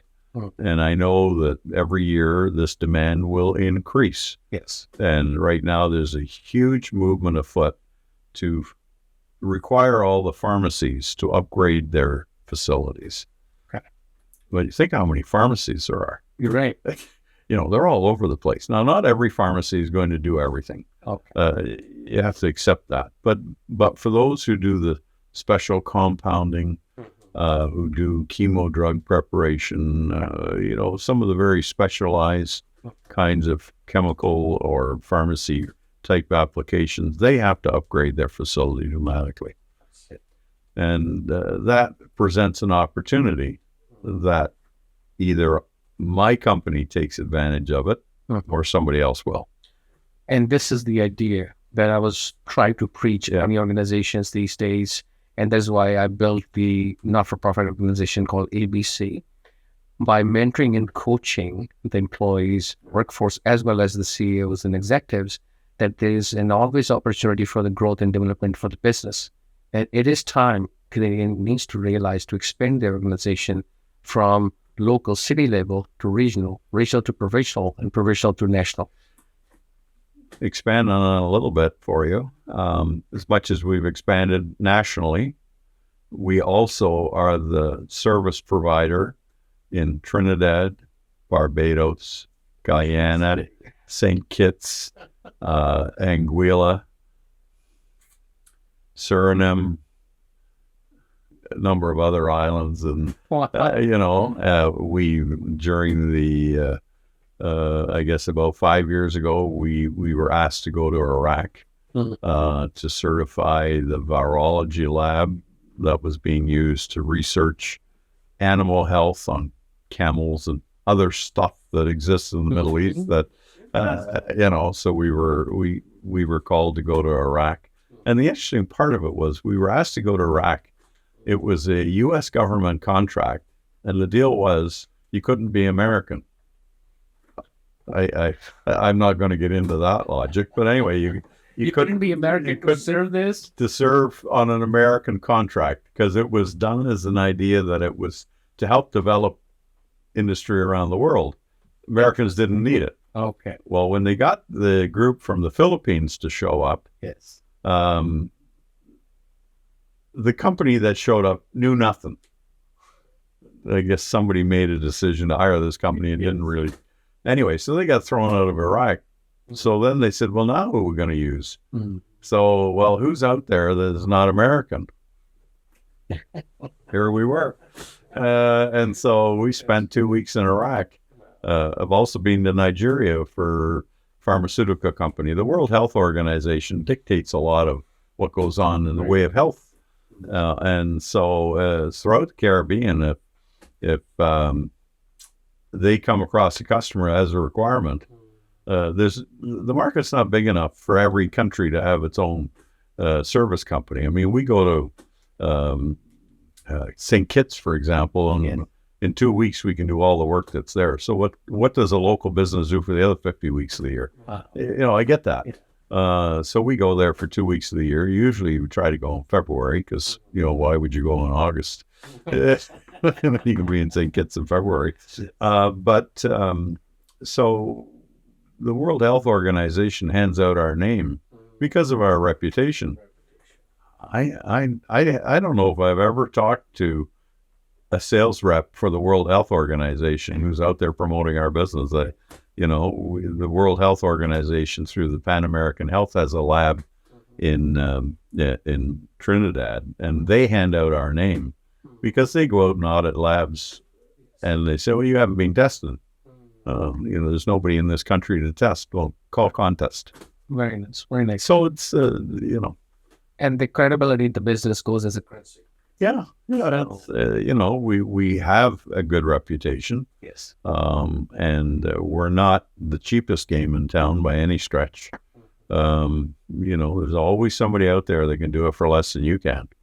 Um, and I've accepted that premise. We've lost some customers because somebody else came along, and if you're self-employed and you're working for yourself, you can probably do it for less than I can. I've got a staff of 52. I've got an office. I've got all the overhead expenses that go along with it.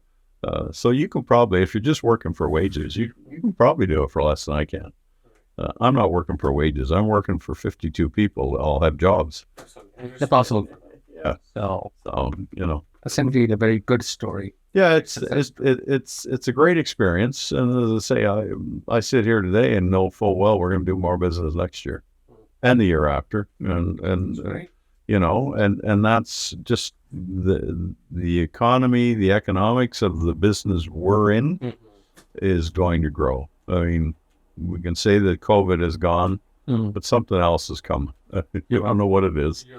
Right. Something else is You coming. need to be ready. You need to have the placement of the staffing and the growth potential ready in the organization, embedded. So when the demand comes in, you don't look to hire then. You need to serve.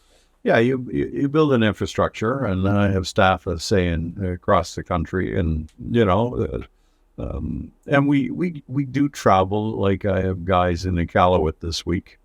Again,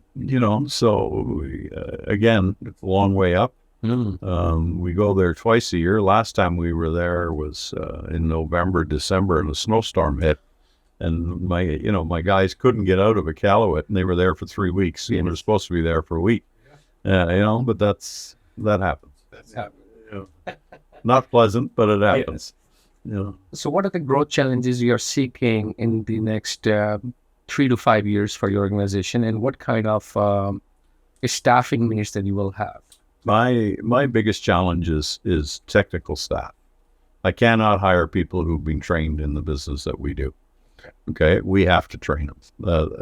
There's just no college, university teaching what we do. So what I need to do is have somebody who's good in their hands, understands math, because there's a fair amount of calculations involved, and have some electrical skills and some HVAC skills. So somebody, for example, somebody who's working on rooftop air conditioners. I've hired a few guys who've worked in that industry. They've got the electrical skills, they understand airflows and so on. That's, so they're bringing a skill that I build on, because we're in the business of testing filtration systems and pressurization systems. The filtration systems we test are HEPA filters, and, so that I get somebody mad at me, those things that are sold as vacuum cleaners with HEPA filters, they're not. You're not. The HEPA filters we deal with are high efficiency filtration. Commercial grade.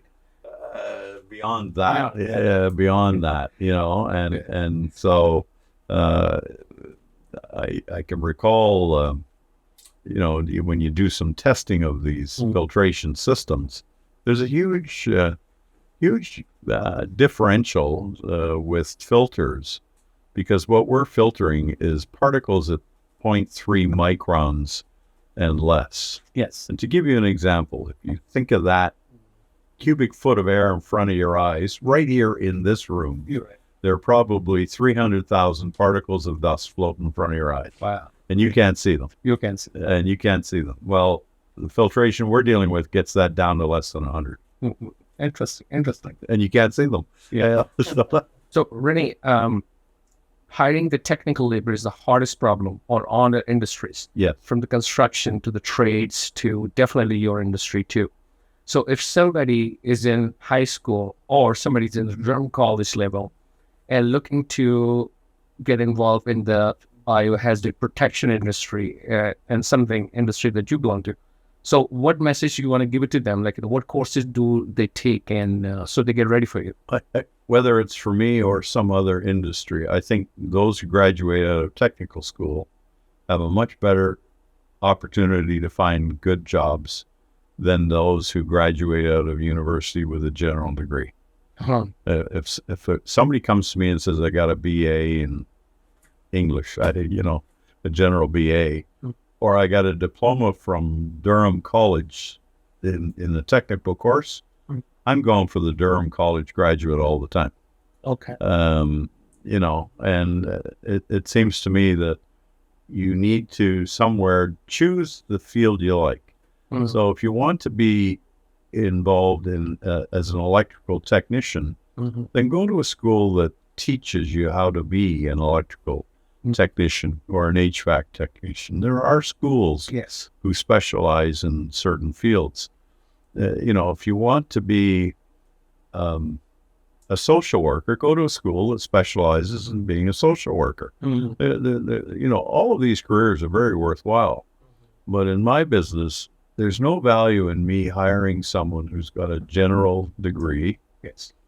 When I can hire someone who's got some basic skills in a field that I have an interest in. And so the only advice I would give to people is, you know, choose your career path and set yourself into it. The problem is that when I was 20, I didn't know that I would own a company, you know, 25 years later. You know, I didn't, when I graduated out of school, I didn't know that I was going to be a marketing representative for Lasco Steel in Whitby. You're right. You know, you graduate, well, let's see what jobs are out there. That's it.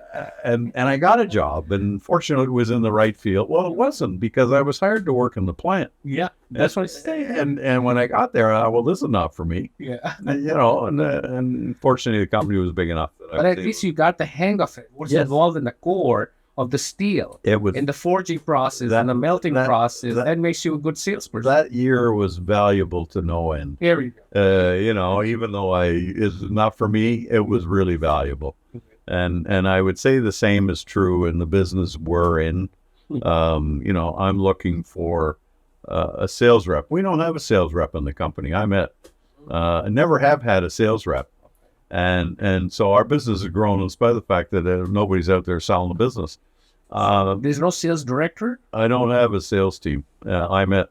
And so, you know, and I've looked at, in fact, I've had discussion with one of my employees. The first thing you need is product knowledge. Absolutely. So you come back to that discussion about the steel business. The fact that I worked in the plant for a year gave me product knowledge.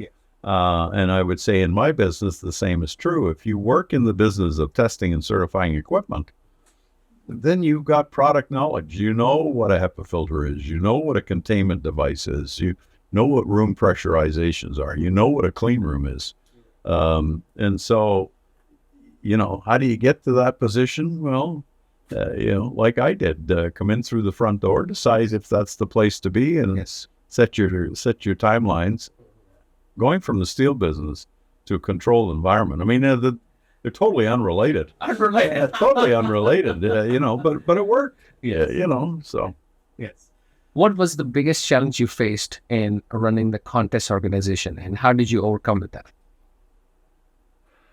Biggest challenge was staffing. You know, because you're hiring people in Regina or Saskatoon, how do you train them? You know, we're here, they're there. Yeah. You know, so how do you staff to that situation? We have the same problem in, I guess, all the regions we work in, with the exception of Ontario, because if I'm hiring in Ontario, my office is here, my training facility is here, it's a little easier. But, you know, you make a judgment call on the person you're hiring. There's no magic formula in hiring people. You can do all the aptitude tests you want, and who knows whether it was the right decision. And things happen. I just lost an employee last week who I hired 3 months ago. Yeah. And he was a recent immigrant to Canada. I hired him. He couldn't find a job, I presume. We hired him. He was working out reasonably well. 3 months in, he says, I quit. Well, you know, like, why? Why? Well, my parents are back in the Orient. Okay. They're not well. I got to go home and look after them. Okay. So I respect that. Yes. But I've spent 3 months training this guy and have nothing to show for it. You're right. And he didn't ask for a leave of absence. He didn't say, I'm going home for 2 weeks. Yes. I could have worked that out. Yes. You know, same thing happened to me, a guy in Ottawa. You know, he was a refugee. Yes. And he got his landed immigrant papers, and he couldn't go back. He came here from India, and he couldn't go back to India while he was a non-permanent resident. Correct. He got his permanent residency. He says to us, I want to go back to India for my brother's wedding. So could I have a week off? Yeah, sure. Go ahead. Well, I've decided I'm going so far, I'd like to spend another week to visit. Well, okay. 2 weeks, you can do that. Ultimately, it ended up, he says, well, I want 8 weeks. We said, you've only been with us a year. Like nobody gets 8 weeks after 1 year. You're right. And he says, well, then I quit. Wow.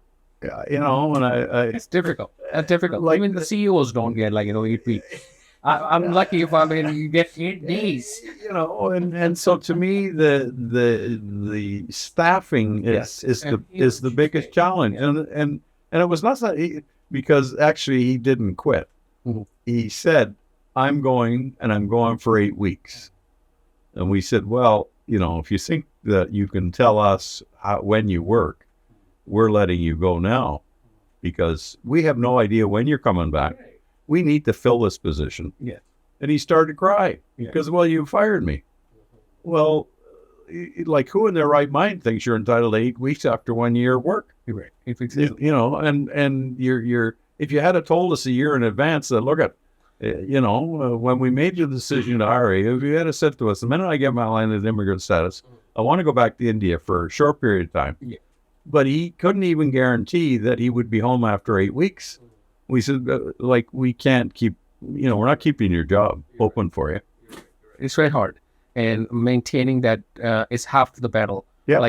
People used to, go for sales as half the battle in the production. But now sales, production, and staffing become the battle. Yeah. And it's becoming challenging for the executives. And I think that's probably the biggest challenge I face is staffing, and I don't know the solution because both these employees didn't quit because of salaries. We were paying them. We were paying their training. We provided a vehicle. They quit for things that are totally beyond my control. You're right. So to me, that's the challenge. The loyalty of, and I try to be respectful here, but if a person who's 25 years old comes and applies for a job, I'll probably say no thanks, because they have no loyalty whatsoever. That's my experience. If you're young, don't come to me because I can't count on you for nothing. If you're 30, married, even not married, have established yourself, got some maturity about you, I'll hire you. But if you're young, immature, I don't need you. You're just going to be another reason why I'm.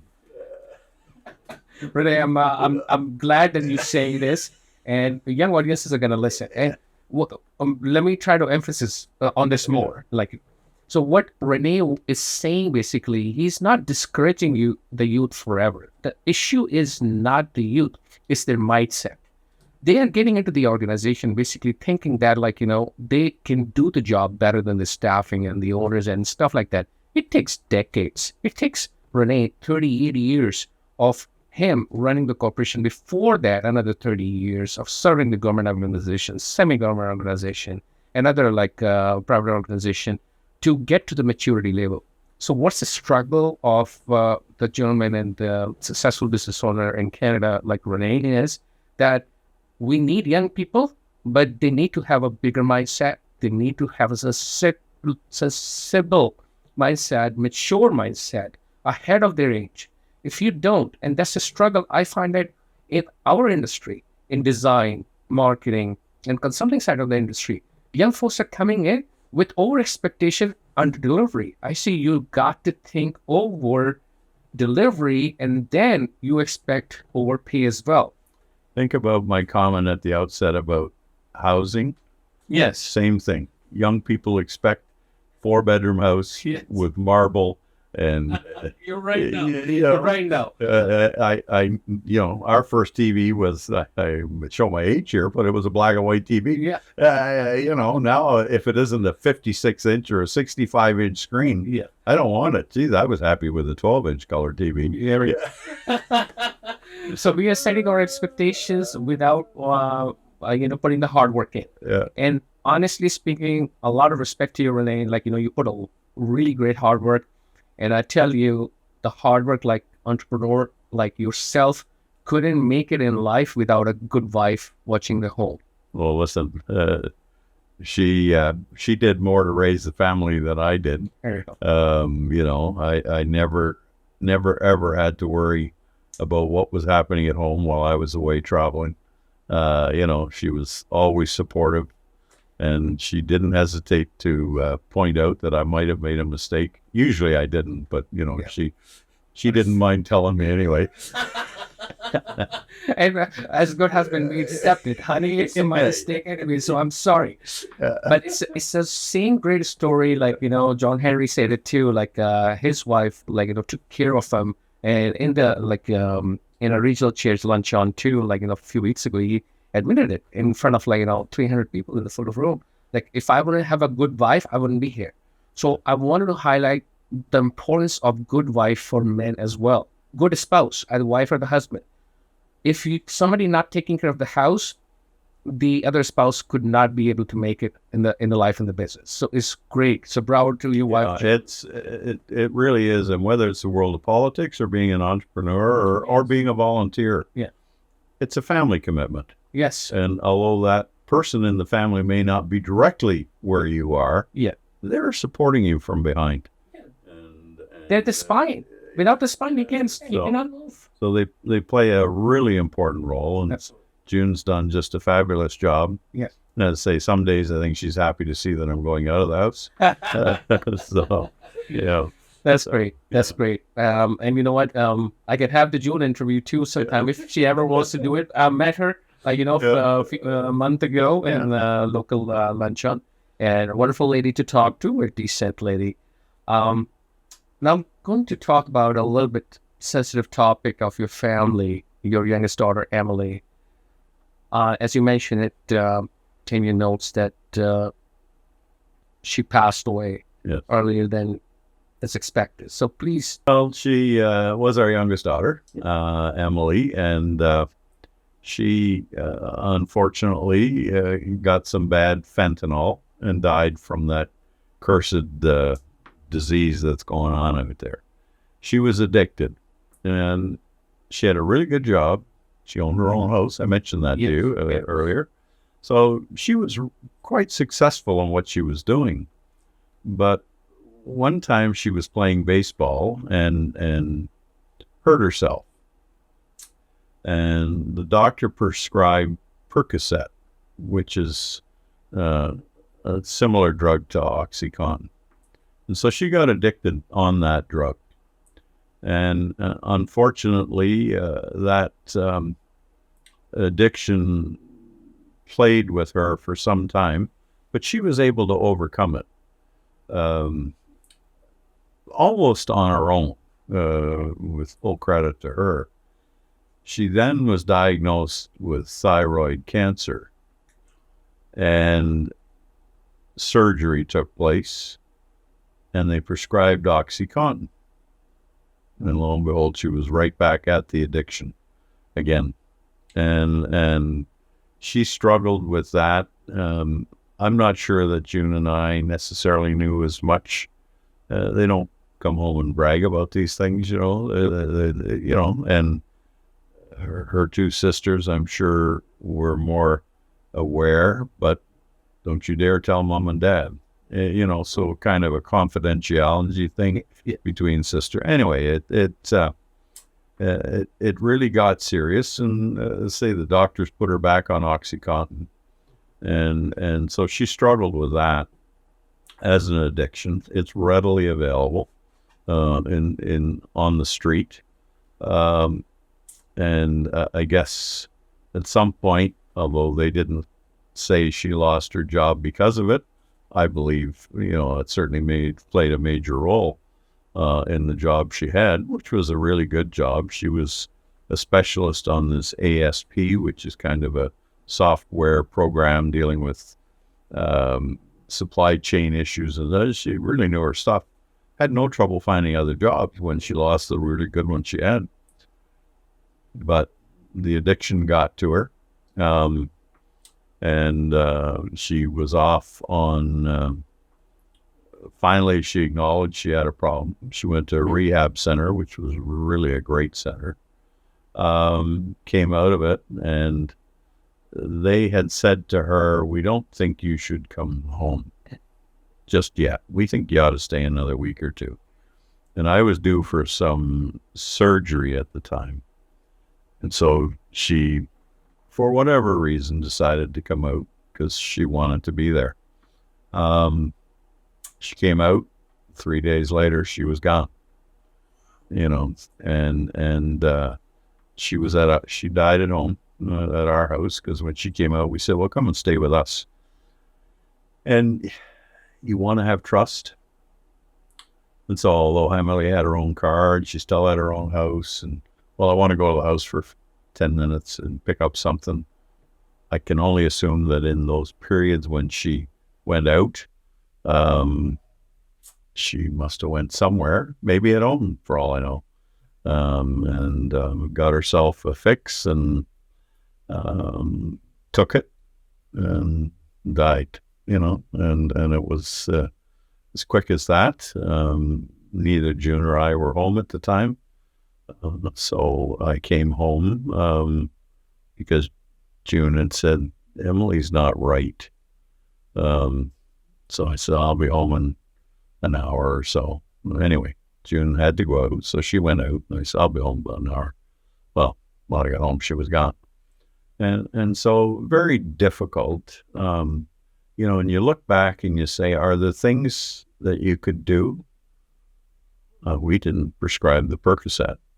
Like that was a medical prescription. We didn't supply the OxyContin. That was a medical prescription. It continued from there. And I guess I've learned over time that some of these diseases, and addiction is a disease, they're very difficult to, I think, particularly OxyContin and that kind of drug, I think it has a hold on people that is really very difficult. And not easy to get rid of.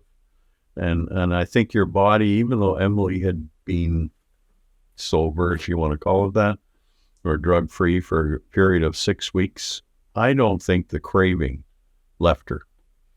And in that time, June and I have taken, we've done a number of radio shows, interview shows, on CFRB. We did a couple of shows to talk about the addiction and the impacts on the family.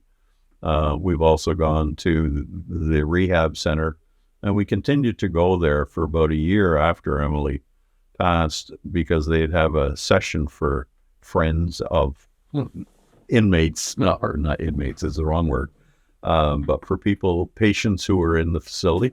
Okay. And so we would sit with the people whose family were upstairs, and we could talk about our experiences and what we learned. And it's amazing how many people and the ways they got around getting the addiction. I mean, Emily, as say, had a good job, and she had no money issues. And in hindsight, come the end of it all, she had money issues, but she had the wherewithal. There's this company that, advertises all the time, "You need money, you're approved." We won't get into the name of it, but, they'll take a line of credit on your house. You're right. She had all the money she needed. The houses were going up in value, something fierce. So she had all the money she needed. When she died, they had a huge line of credit on her house. And was I aware of that? No. Is there some way I could have been aware of that? How? Did your approved company ask the questions about what are you doing with this money, Emily? They never ask. They don't care. You need money? You're approved. Just call us. You can have all you want. Yeah. And I'm not saying it's their fault either. They're in the business of lending money. They took security on they made no risks in their decision. Yeah. The risk was all Emily's, yes. and she paid the price. So it was very difficult. And as I say, going to these things that June and I have been attending, it was really fascinating to hear the different circumstances and to share with people what we learned subsequently about the circumstance that Emily found herself in. And we also learned very quickly what a good group of friends she had, because even to this day, some 3 years, almost 4 years later, we still hear from some of her classmates that went to school with her, that grew up with her, and they're interested, they're caring, they're concerned. Just wonderful group of friends she had, and now we have. So she wasn't in with the wrong crowd. Like something like she wasn't laying on the streets of downtown Toronto. She had a house in Ajax and then worked in Ajax, and it's. So she got addicted from the medical reason, yes. not leisure or illicit reason. No. Although I think she, at some point probably got into some recreational stuff. Once you're addicted, it's not as easy as, well, this is business, this is pleasure. You're right. Yeah. No, it all molds together. Yes. And it becomes very difficult for a young person. And Emily was 37, so not a young person. I mean, she had an established career. She had a direction, and she had the greatest young man that I think cared a lot for her, and she cared a lot for him. But I think it was the drugs that probably caused the two to separate. And he was probably trying to help her without saying to us, she's got an addiction problem. And I guess she decided, well, he's interfering in my life. I again, speculation on my part. But he was just the greatest young man. And ultimately, unfortunately, he died from an automobile accident, which didn't help Emily at all, because they were still thought a lot of each other. And although they had separated, they were still together, in my opinion. So he died before Emily died? Yes. Yeah. And I don't think that emotionally helped Emily either. Just the whole series of circumstances came together. But clearly, the drugs were easy to come by. And what upsets me most, Emily was a donor. So she signed her organ donor card. Okay. So she's in the Ajax hospital. They've got her on life support. Clinically, she's died, but they've got her on life support because they don't want to make that decision right then and there. So they said, would you be willing to donate the organs? We said, absolutely. And then they came back, oh, Emily's already signed the card, so this isn't in, And they came back. So then the Trillium Foundation, who are the people who control organ donations, came along and said, well, we can't take Emily's organs. We said, well, why not? Well, she had cancer. Well, the easiest cancer to treat is thyroid cancer. And they removed it 3.5 years before. And so she was clean. So she was clean. But the rule is 5 years. So here you got this young body, perfect shape, heart strong, lungs are strong, everything is strong. And they say, no, thanks. Wow. So she was buried without any of her organs being used. And yet you listen on the news to the demand for organs. disappointing. The final wish that Emily had could have been honored. It wasn't. And that's, to me, it's a tragedy to lose Emily. Yes. But it's a bigger tragedy to say that she couldn't contribute what she had signed on for. You're right. When some regulation says 5 years. And when we talk to the oncologists and so on, they all, even the doctors in Ajax, said this is nonsense. Thyroid can't, if it was lung disease, maybe, or brain tissue, or if it was somewhere else in the body, but thyroid is one of those that it just doesn't recur, and they were lobbying as best they could to use her organs. Anyway, the rules, somebody wrote the rules and said 5 years. Somebody made the rules and never faced them. Yeah, That's what it comes down to, the good people and a good family. Yeah. So we lost Emily. And since then, we don't hesitate to talk about this, because if there's kind of a connotation that, well, if your kid died on drugs, must have been a drug addict. Emily was a drug addict, but not a street person, not someone who lived the life of party time. This was not Emily. Yes. And I suspect there's an awful lot like her. Yes. That probably we lost, I think, more people to drug overdoses than we did to COVID. It's a serious national issue. It is. And how you stop these drugs from coming into the country. I'm glad I'm not in Ottawa. I'm not in Parliament, because having been there, I still don't know what the solution would be. Canada's not alone in this. Look at what's going on in the United States. It's the same thing, and this idea of having safe drug places where you can go and get a safe fix. Yeah. They have them in Vancouver, and they're dying faster in Vancouver than they do anywhere else. Correct. So safe drug places aren't slowing the deaths down. It might save a few deaths, but it isn't slowing them down. Not an easy answer. I don't prescribe to know it. I can be critical of anything and everything, but I'm also respectful of those who have to deal with it and try to make the decisions. I pity them, because there is no easy decision. Rene, I must say that you are a brave man from a brave family. You and June, your wife, has done an incredible job. And even then, something tragic happened. And you are living and telling us the tale of it is beyond encouraging. Is beyond bravery. It's extremely sad to lose a child, and grown-up child.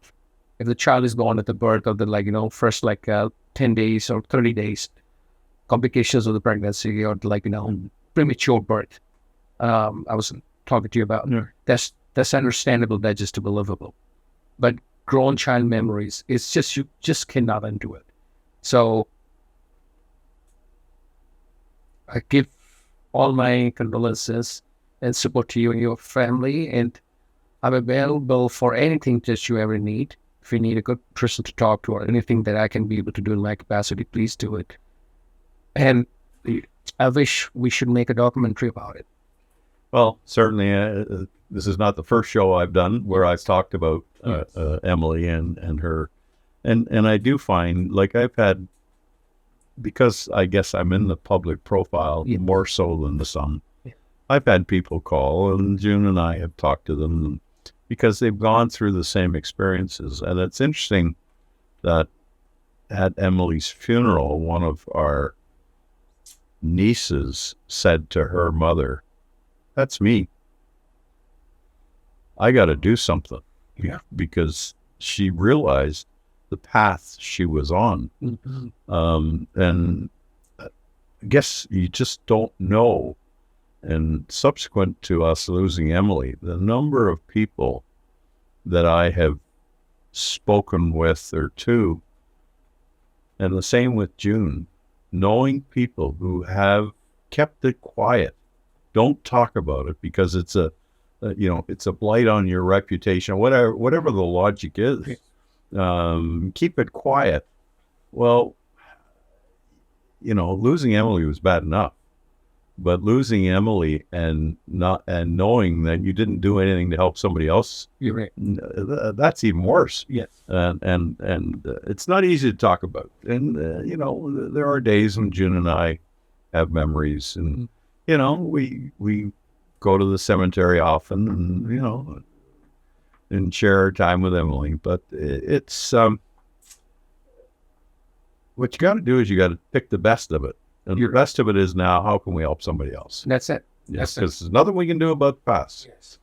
She's gone. And so, Khurram, I appreciate your comments and your sentiments. Happy to talk about it. And anybody who's watching this, if you think you've got a problem with one of your kids or your parents. Yes. That's really important too. I'm not an analyst. I'm not a psychologist. I'm not a psychiatrist. I'm just a human being. But we are good Canadians. That's what it is, Rene. We're ready to rise up and shine together. Yep, that's for sure. So thank you very much. And thank you, Rene, for coming to our show. I'm tremendous feeling happy and pride to listen to you and your family. Thanks. Thank you. Enjoyed doing it. Thank you. Thank you, ladies and gentlemen, for listening to our podcast. If you would like to be in the podcast, please contact us via phone and email. The phone number is 289-275-2147, and email is contact@digipixinc.com. I also want to say thank you to the Work Hub for providing this podcast facility. So thank you to the Work Hub. They provide co-office working space and offices as well. So thank you, and look forward to seeing the next guests in the next show. Thank you very much.